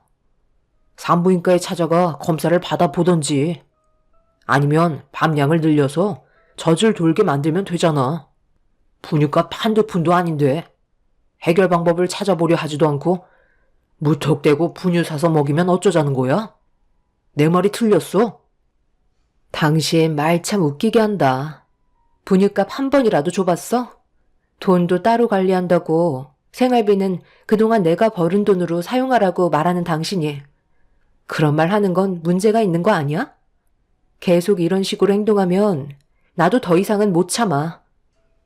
남편은 술이 꽤 취해 있는 상태라 제대로 된 대화를 이끌어갈 수는 없었지만 그래도 다음부터는 신경 쓰겠다는 말에 참고 넘어갔어요. 하지만 며칠 못 가서 남편은 또 다시 똑같은 생활을 반복하는 모습을 보여주고 있었죠. 태어난 지 몇 달 되지 않은 딸 제대로 안아준 적도 없었으면서 무리한 요구를 하는 것도 아닌데 가정에는 신경조차 쓰지 않는 모습이 저를 더욱더 화나게 만들었어요. 참고 또 참았다가 저 또한 감정이 터지게 된 터라 남편과 언성을 높이면서 싸우게 되었죠. 결국 더 이상 대화로 풀어가고 싶지 않다는 남편은 집 밖을 뛰쳐나갔고 그날은 집에 들어오지 않았네요. 뭐가 문제인지 전혀 인식하지 못하는 남편의 행동들을 계속해서 두고만 보기에는 더욱더 상황을 악화시킬 것 같아 이 문제를 시부모님께 도움을 요청했어요. 그런데 당연히 제 편을 들어주실 거라 생각했는데 전혀 다른 반응을 보여주셨습니다. 큰일도 아니구만. 이렇게까지 안 좋은 분위기로 끌고 가는 네가 더 문제인 것 같아 보이는데? 남자가 사회생활 하다 보면 당연히 여러 가지로 부딪혀야 할 것들이 많은데 뒤에서 내조를 해주기는커녕 오히려 불만을 가지는 게 이상한 거 아니니? 어머님, 그게 무슨 말씀이세요? 육아는 저 혼자만 하는 게 아니잖아요. 그리고 저도 출산 전까지는 회사 생활했잖아요.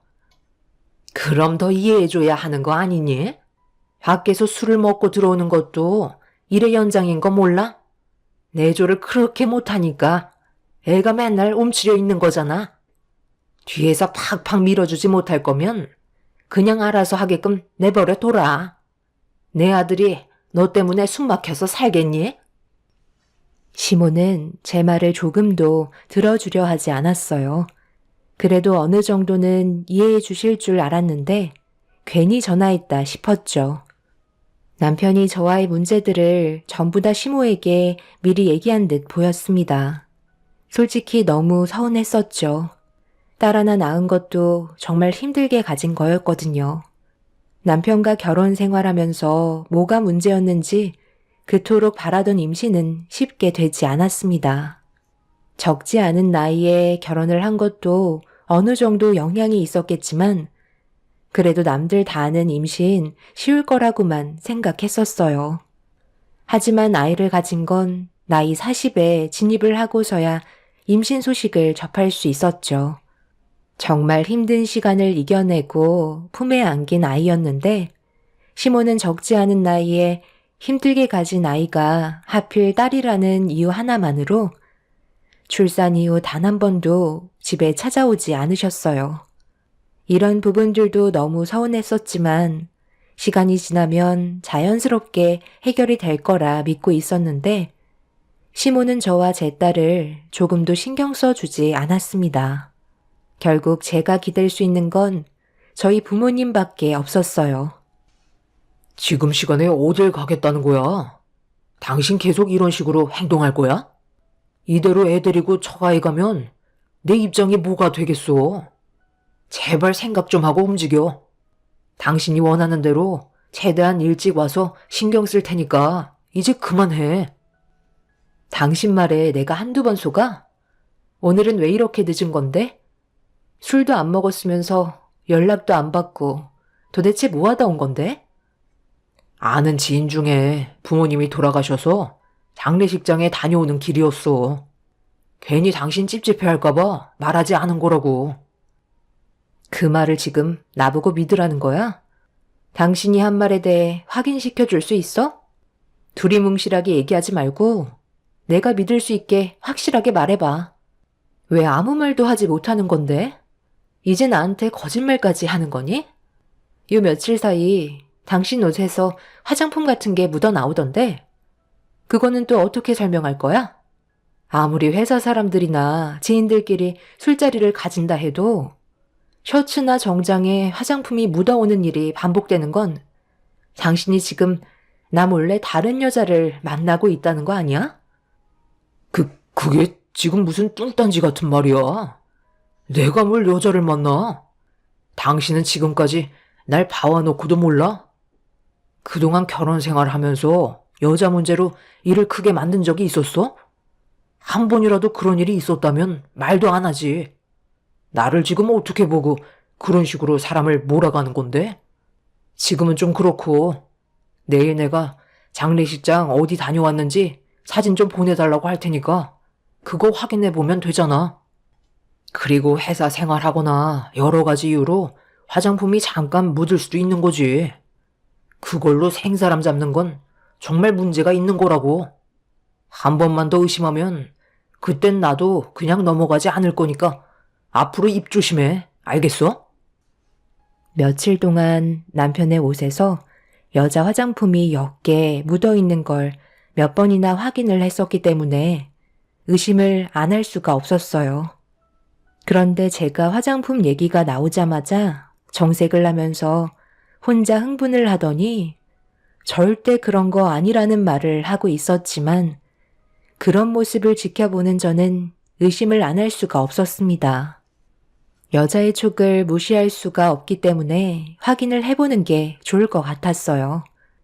갑자기 달라진 남편의 모습들은 분명 이유가 있을 거라 생각했었습니다. 그래서 드러났던 적금을 깨고 그 돈으로 남편의 뒷조사를 의뢰하게 되었죠. 꽤 많은 돈을 지불했지만 만약 제가 의심하는 부분들이 정말 오해였다면 돈은 아깝지 않았습니다. 그렇게 남편이 퇴근하고 난 이후의 시간의 행동을 보고받기 위해 떨리는 마음으로 기다리고 있는데 저에게 문자로 전송되어 오는 사진 한 장은 제 가슴을 철렁 내려앉게 만들었습니다. 이래서 여자의 촉은 무섭다고 하나 봐요. 남편이 퇴근하고 회사 사람들과 술자리를 가지는 게 아닌 어느 아파트로 걸어 들어가는 모습은 누가 봐도 저 몰래 다른 여자를 만나고 있는 게 확실해 보였습니다. 만에 하나 제가 상상하는 그런 게 아니라면 정말 다행이겠지만 남편이 쓸데없이 퇴근하고 다른 집에 급히 들어가는 행동은 바람 말고는 다른 건 생각나지 않았어요. 저와 비슷한 경험을 해보신 분들은 아시겠지만 배우자가 바람을 피우고 있다는 느낌을 받게 되거나 현장을 목격했을 때 오게 되는 정신적 충격은 상상 이상이었습니다. 더군다나 이제 태어난 지 얼마 되지 않은 자기 딸도 있는데 그런 행동을 한다는 건 정말 받아들이기가 힘들었어요. 그런데 몇 시간 뒤 보내온 또 다른 사진 한 장은 저를 더 경악하게 만들었죠. 들어갈 땐 남편 혼자였는데 나올 때는 남편과 시모가 함께 걸어 나오고 있었습니다. 남편이 혼자 들어갈 때는 분명 바람이라고 생각했었는데 나올 때는 시모와 같이 걸어 나오길래 제가 오해했나 싶었어요. 한참 동안 전송되어 오는 사진을 유심히 바라보고 있던 그때 뒤이어 보내온 사진은 저를 오열하게 만들었습니다. 남편과 시모가 먼저 걸어 나왔고 그 뒤로 처음 본 여자가 품에 아이를 안고 있었어요. 그리고 계속해서 전송되어 오는 사진들과 영상들은 누가 봐도 남편이 저 말고 다른 여자와 이중생활을 하고 있었다는 걸 알 수 있었습니다. 저 몰래 아이까지 낳았다는 건 이미 제가 딸을 출산했을 때 비슷한 시기에 다른 여자를 만나고 있었다는 걸 알 수 있었습니다. 남편의 옷들에서 옅은 화장품이 묻어 나왔을 때 어느 정도 예상은 했었지만 그래도 가정을 꾸린 남편이 그럴 일 없다고 믿으려 했었어요. 하지만 마지막으로 전송이 된 사진 한 장은 제 속을 전부 다 뒤집어 버렸죠.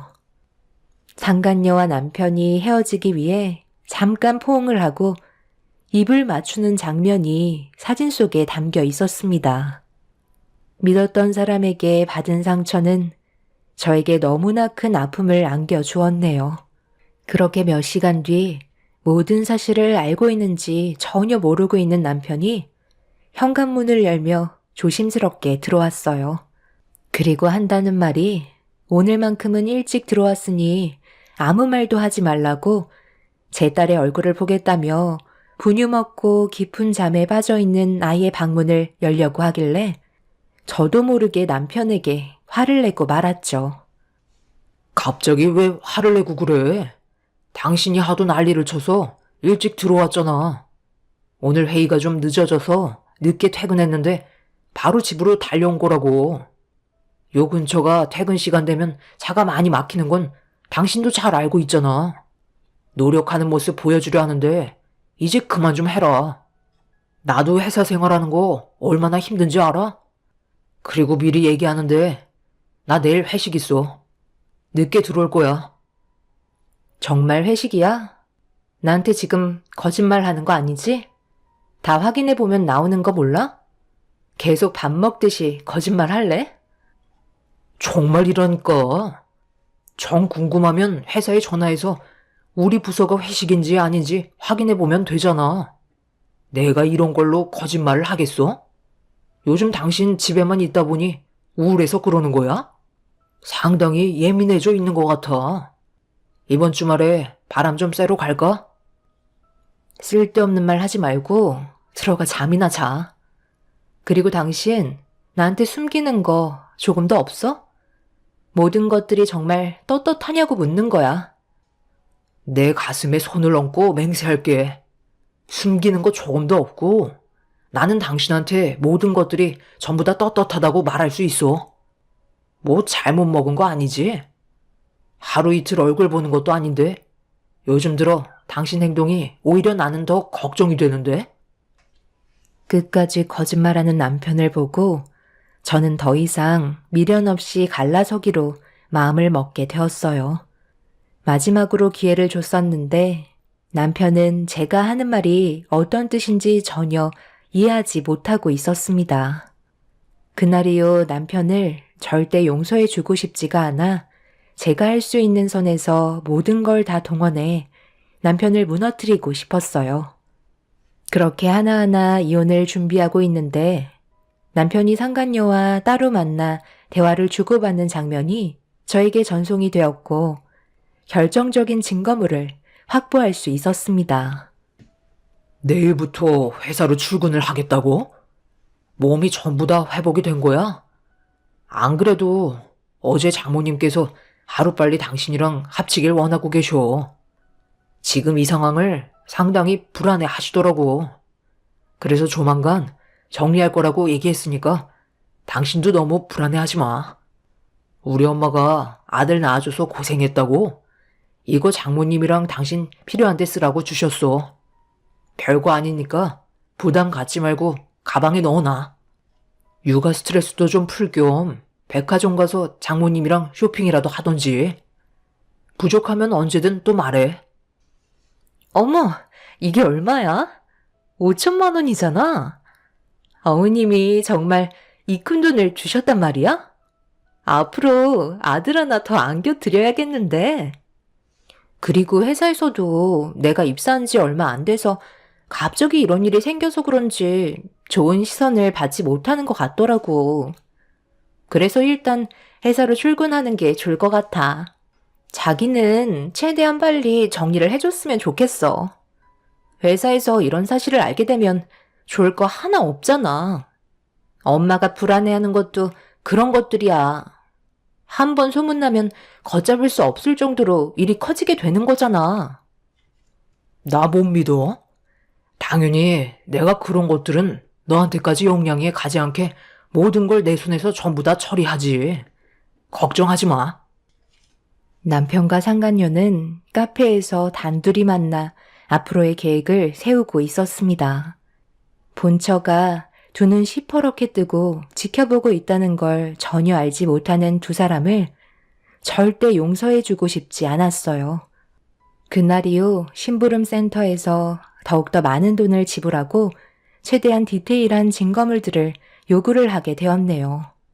시모는 딸을 낳은 저에게 제대로 된 사랑 한 번 준 적도 없었으면서 상간녀인 젊은 여자한테는 아들을 안겨줬다는 이유 하나만으로 5천만 원을 거침없이 남편을 통해 찔러주는 모습들이 남아있던 전까지 떨어지게 만들었습니다. 그렇게 하나둘 남편과 함께 했던 것들을 정리하고 있는데 남편이 집에 들어왔어요. 당신 지금 뭐 하는 거야? 짐 정리를 왜 하고 있는 건데? 어디 가려고 하는 거야? 서윤이가 안 보이네. 장모님 댁에 보냈어? 아무래도 부모님의 도움을 받는 게 좋을 것 같아서 이제 모유도 안 나오고 분유로만 먹이고 있는데 언제까지 집에 있을 수는 없잖아. 나도 이제 회사로 복귀해야지. 내일부터 출근하기로 벌써 말 다 해놨어. 여기에 있는 물건들은 부모님께서 사용하셔야 하니까 정리하고 있는 거야. 계속 쉬고 있는 것도 눈치 보이고 요즘 다 이렇게 하잖아? 당신 표정이 왜 그래? 내가 회사 복귀하는 게 싫어? 아니, 싫은 게 아니라 나는 당신 힘들까봐 그러는 거지. 지금 한창 아이 때문에 정신 없을 때인데 좀 더 시간을 두고 움직이는 게 내가 봤을 때 좋을 것 같은데? 그러지 말고 쉴 때 좀 더 쉬는 게 좋지 않겠어? 어차피 육아휴직 아직도 많이 남았잖아. 부모님이 도와주신다고 하셨어. 회사에서도 나를 필요로 하고 있는데 언제까지 쉴 순 없잖아? 이미 결정한 건데 내가 회사에 가면 안 되는 이유라도 있는 거야? 당신 나한테 말 못한 거 있어? 회사에 나 모르게 다른 여자라도 심어놨나 봐? 또 그 얘기야? 나를 뭘로 보고 계속 그런 식으로 의심하면서 몰아가는 건데? 당신 하고 싶은 대로 해. 나는 피곤해서 먼저 들어갈게. 남편의 떨리는 목소리에서 모든 걸 알 수가 있었어요. 분명 급하게 방에 들어간 것도 이런 사실을 상간녀에게 알려주기 위해 들어간 거였겠죠. 어차피 모든 게 밝혀질 텐데 저에게 안 걸리려고 발버둥 치는 모습이 불쌍하기만 했네요. 그런데 작은 방에서 잠 한숨 못 자고 누워있는데 동이 트자마자 남편이 현관문을 열고 밖으로 나가는 소리가 들리더군요.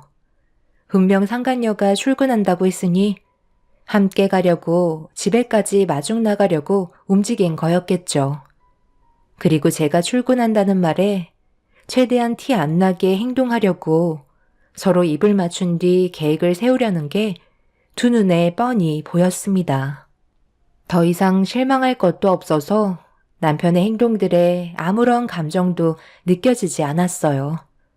그렇게 회사에 도착해 그동안 밀려있던 일들을 처리하면서 시간을 보내고 있는데 남편은 제가 일하고 있는 부서로 단 한 번도 찾아오지 않더라고요.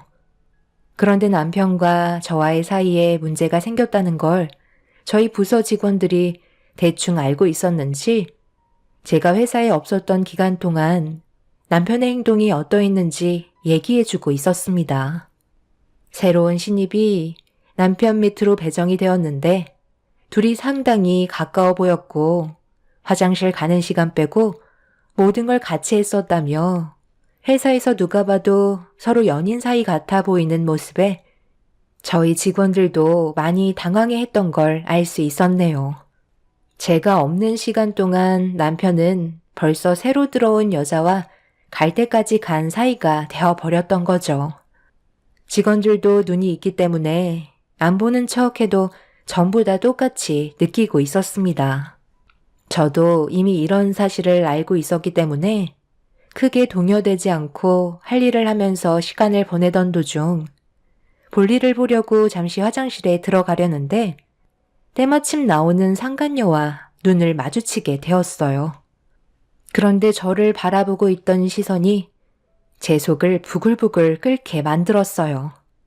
위아래로 훑어보면서 상당히 불편한 시선으로 저를 쳐다본 뒤 자기 부서로 걸어가고 있었습니다. 기분이 상당히 안 좋아진 저는 상간녀를 불러 세웠어요. 신입이라고 들었는데 아무리 부서가 달라도 회사 상사한테 당연히 인사해야 되는 거 아닌가? 요즘 신입들은 개념을 밥 말아 먹었나? 아, 네. 안녕하세요. 저는 다른 부서와는 별로 입을 섞고 싶지 않아서요. 저희 부서 선배들 챙기는 것도 벅차거든요. 그래서 나 없는 동안 내 남편이랑 노는 게 그렇게 좋았나 봐. 벌써 회사에 소문이 쫙 퍼졌던데 둘 사이가 심상치 않다며? 어머, 벌써 부장님 귀에까지 들어갔어요? 그럼 조심하셔야죠. 제가 낚아챌 수도 있을지 모르잖아요. 요즘 남자들 젊은 여자면 사족을 못 쓰잖아요. 더군다나 회사 내에서는 젊은 여자가 얼마나 귀하겠어요? 낚아채 가는 사람이 임자 아닌가요? 저희 상무님 같은 경우 능력도 있으시고 얼굴도 빠지지 않는데 저 같아도 혹할 것 같은데요. 더 할 말 없으시면 이만 가보겠습니다. 적당히 나이 먹었으면 사회생활 어느 정도 할 줄 알아야지.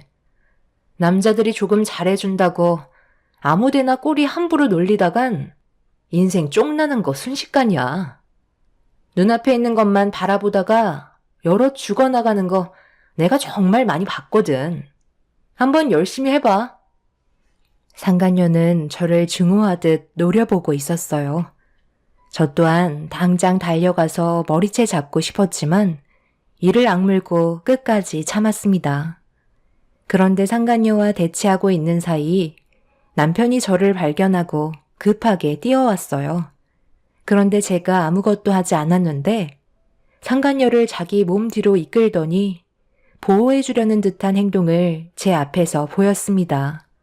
남편 몸 사이로 고개를 내민 상간녀는 자기가 이겼다는 듯한 눈빛으로 남편의 팔짱을 끼며 온갖 애교를 부리면서 일하는데 문제가 생겼다고 남편을 끌고 부서로 데리고 들어갔네요.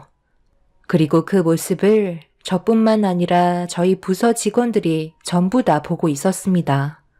그때 받았던 치욕은 아직까지도 잊을 수가 없을 정도로 엄청난 충격을 받았었죠.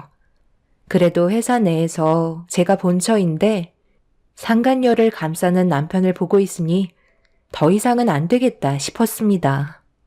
그래서 퇴근하고 이혼 서류를 테이블에 올려놓은 뒤 남편에게 할 말이 있다며 최대한 빨리 집에 오라고 문자를 보냈습니다. 좀 전에 있었던 일들에 대해 심각성을 느낀 남편이 오랜 시간 걸리지 않고 집에 들어오길래 테이블에 올려두었던 이혼 서류를 보여줬습니다. 그걸 본 남편은 전혀 생각지도 못했는지 놀라면서 저를 바라보았고 용서를 구하는 게 아닌 급하게 서류를 작성했어요. 그리고 뒤이어 저한테 한 말들이 제 마음을 찢어 놓았죠. 그래, 잘 생각했어. 당신이랑 나는 애초부터 잘 맞지 않았다니까. 각자 갈 길 가는 게 서로에게 이득이라니까. 나는 당신이 상처받을까봐 그동안 이혼하자는 말도 못하고 얼마나 속을 끓었는지 알아? 내일 당장 법원에 갈 거지? 나랑 이혼하는 게 그렇게 좋니? 여태까지 당신을 위해 내 인생을 바쳤는데 어떻게 눈 하나 깜빡하지 않고 이혼 서류에 사인을 할 수가 있어? 내가 왜 이혼을 하자는 건지 물어볼 생각도 없는 거야? 내가 결정한 이유가 궁금하지도 않아? 그걸 물어봐서 뭐해? 어차피 당신이랑 나랑 성격 차이 때문에 그러는 건데. 그리고 우리 엄마한테도 사랑도 못 받았잖아. 당신은 아이 하나 가지는 것도 정말 힘들었는데 결국 딸이었고, 둘째는 아예 생각도 안 하고 있는데 엄마가 좋아하시겠어? 당신 집안과 능력 보고 나도 결혼하긴 했지만 살다 보니 알겠더라. 그런 게 그렇게 중요한 건 아니더라고. 안 맞으면 끝인 거야. 내일 법원에서 보면 되니까. 나는 이제 그만 나가와도 되는 거지. 집안에 있는 짐들은 최대한 빨리 정리해줬으면 좋겠어. 그리고 이혼 재산 분할 같은 건 서로 가져온 만큼 다시 가져가면 되는 거니까 그게 신경 쓰지 않아도 되는 거지. 그런데 당신 회사는 어쩔 거야? 서로 불편한데 다른 데로 옮기는 게 좋지 않겠어? 내가 괜찮은 곳 알아봐 줄 수도 있는데 내일 마저 얘기하자. 남편은 지금이 기회라는 듯 급하게 서류에 사인을 한 뒤 자기 할 말만 하고 밖으로 뛰쳐나갔습니다. 그날 하루 종일 남편에게 받은 배신 때문에 그동안 살면서 흘린 눈물보다 훨씬 더 많은 눈물을 쏟아내고 말았습니다. 그렇게 남편과는 이혼을 하게 되었고 저희는 법적으로 3개월의 시간이 주어지게 되었죠.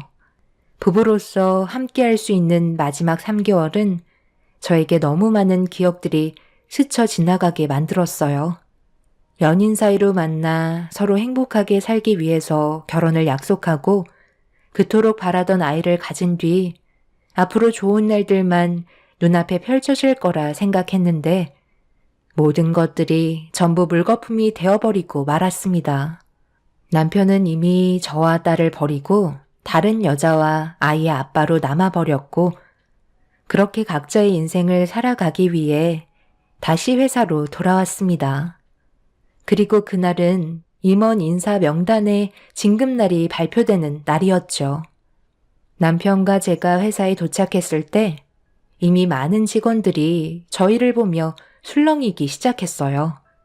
게시판에 붙어 있는 임원 인사 명단을 확인하기 위해 달려간 남편은 얼굴이 사색이 되었고 말도 안 된다는 듯 저를 바라보고 있었습니다. 정작 진급을 해야 할 남편의 명단은 빠져 있었고 제 이름이 올라가 있었죠. 저는 모든 걸 미리 전부 다 알고 있었습니다.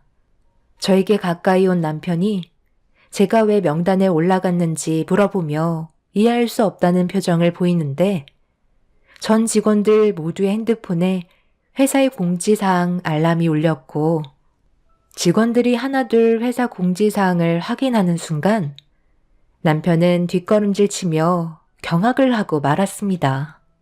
그동안 남편이 상간녀와 만나고 있던 사진들과 녹음 내용들이 전부 다 공개가 되었기 때문이죠. 그리고 뒤이어 저희 회사 대표님께서 남편을 보며 걸어오셨네요. 이상무, 이게 어찌 된 일인가? 이상무는 이제 우리 회사 직원이 아닐세. 어떻게 이런 끔찍한 일을 저지르고도 아무렇지 않게 회사 생활을 할 수가 있는 거지? 그동안 이상무가 우리 회사에 얼마나 많은 공을 들였는지 누구보다 내가 잘 알고 있지만 그건 오늘로써 진급하게 된 김 이사도 마찬가지 아닌가? 그리고 우리 회사에 이상무보다 김 이사가 더 많은 실적을 쌓아 올린 건 전부 다 인정하고 있지? 이 일로 인해 우리 회사에 엄청나게 큰 타격을 입게 된 거 모르나?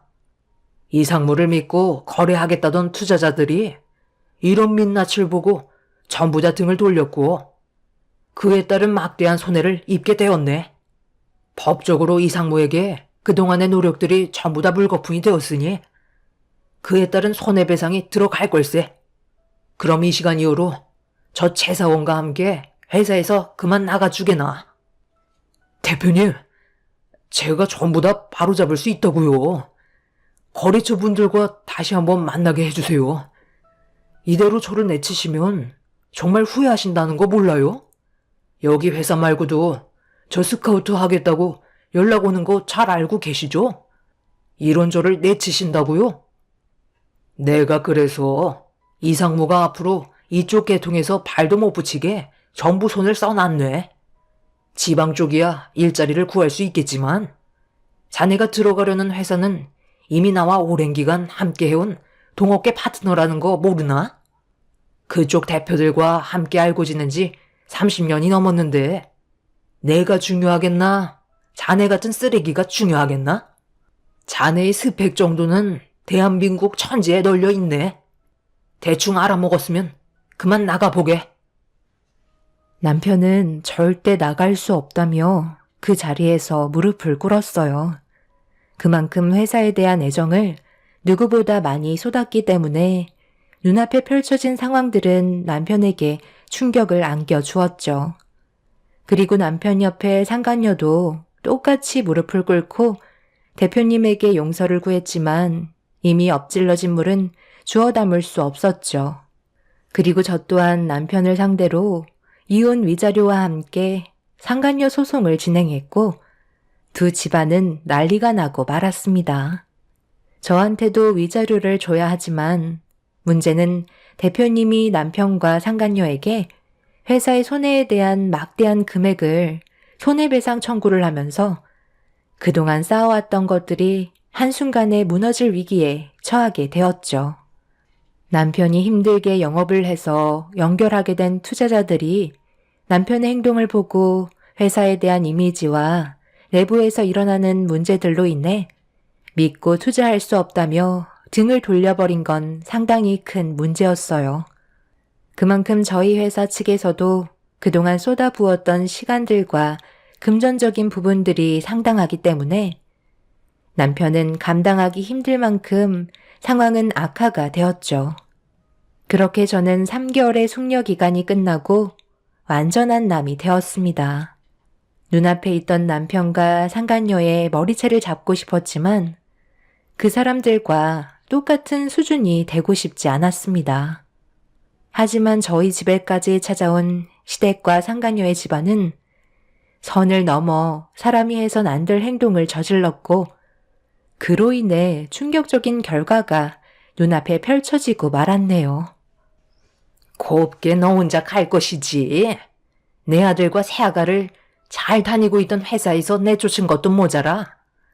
엄청난 금액의 손해배상까지 떠안게 만들어? 네가 그러고도 무사할 줄 알았니? 당장 가서 너희 회사 대표에게 한 번만 기회를 달라고 설득시켜라. 위자료까지 받았으면 된 거 아니야? 우리 집안 망하는 걸 그렇게 보고 싶은 거니? 내 아들도 그동안 너한테 했던 행동들에 대해 충분히 잘못을 뉘우치고 있으니까 이번 일만 조용히 넘어가게 네가 잘 좀 얘기해 주래도. 그 정도는 할 수 있잖아. 그래도 나는 당신이랑 좋았던 날들을 잊지 않았는데 당신은 어떻게 이렇게까지 밀정할 수가 있는 거야? 저한테 찾아와 봤자 소용없어요. 이제 와서 뭐 어쩌자는 건데요? 당신들이 저지른 일에 대해 그만한 대가를 치르는 건데 용서를 해달라고요? 본인들이 직접 가서 손이 발이 되도록 싹싹 비르세요. 회사에서 쫓겨나서 손해배상 떠하는 건 두렵고 저한테 그동안 했던 행동들에 대해서는 아무렇지도 않나요? 더 이상 상대하고 싶지 않으니까 그만 돌아가세요. 저는 당신들처럼 하찮은 인간이 아니기 때문에 많이 참고 있는 거라고요. 한 번만 더 우리 집에 찾아오는 날에는 그땐 저도 그냥 넘어가지 않아요. 여자 구실을 못하니까 버림받은 걸 가지고 지금 누구한테 소리를 지르는 거야? 오늘 끝까지 가보자고. 상간녀는 자신이 회사에서 퇴사를 당하면서 수많은 직원들에게 받은 치욕에 화가 많이 났는지 갑자기 제 머리채를 잡아 흔들었어요. 저도 결국 참았던 분노를 터뜨리게 되었고 양가 집안은 난리가 나고 말았죠. 그런데 상간녀와 몸싸움을 벌이던 도중 남편이 상간녀에게 그만하라고 소리를 지르며 저와 상간녀를 떨어뜨려 놓았는데 남편이 상간녀를 저지한 거에 대해 기분이 나빴는지 상간녀가 남편의 뺨에 손을 올려 붙였고 그 순간 시모가 그 모습을 보고 이성을 잃어버려 상간녀에게 뭐 하는 짓이냐며 강하게 밀쳤는데 충격적이게도 중심을 잃으면서 상간녀가 난간에서 떨어지려는 찰나 남편의 옷깃을 잡았고 순식간에 상간녀와 남편이 동시에 복도식 아파트 난간에서 추락하고 말았습니다. 복도에서 시댁 사람들과 상간녀 집안 사람들까지 우르르 몰려와 있었기 때문에 비좁은 틈에 워낙 순식간에 벌어진 일이라 아무도 손을 쓸 수가 없었고 두 사람 다 깨어나지 못하고 있었죠. 시모는 넋이 나간 상태로 그 자리에 주저앉았고 상간녀의 부모는 떨리는 손으로 119에 도움을 요청하고 있었어요. 그렇게 두 사람은 응급실에 실려간 뒤 저희는 경찰에게 벌어진 사건에 대해 진술을 하게 되었어요. 시모의 행동으로 문제가 생긴 거기 때문에 저는 금방 나을 수 있었지만 시모는 추가적인 조사 진행이 이루어졌습니다. 그날 이후 남편과 상간녀의 몸에 문제가 생겼고 남편은 허리를 크게 다치는 바람에 전신에 마비가 오고 말았습니다. 상간녀는 양쪽 다리에 신경을 잃어 평생 휠체어 신세를 져야만 하는 끔찍한 사건이 벌어지고 말았네요. 본인들의 행동들이 얼마나 끔찍한 일들을 저지르게 만들었는지 보여주고 있었습니다. 결국 그 사람들은 두 눈 뜨고 볼 수 없는 벌을 받게 되었지만 기분이 썩 좋지는 않네요. 두 번 다시 그 사람들의 얼굴을 마주하지 않았으면 좋겠어요. 아직 아무것도 모르는 제 딸이 너무 불쌍하지만 앞으로 저희 가족 행복하게 살기 위해 열심히 힘을 내려 해요. 분명 언젠가 다시 제 얼굴에 웃음이 가득한 날이 찾아오겠죠. 제 사연 들어주신 분들, 이제 올해도 며칠 남지 않았네요. 추운 겨울날 몸 조심하시고 하시는 모든 일이 잘 되시길 기원 드리겠습니다. 감사합니다.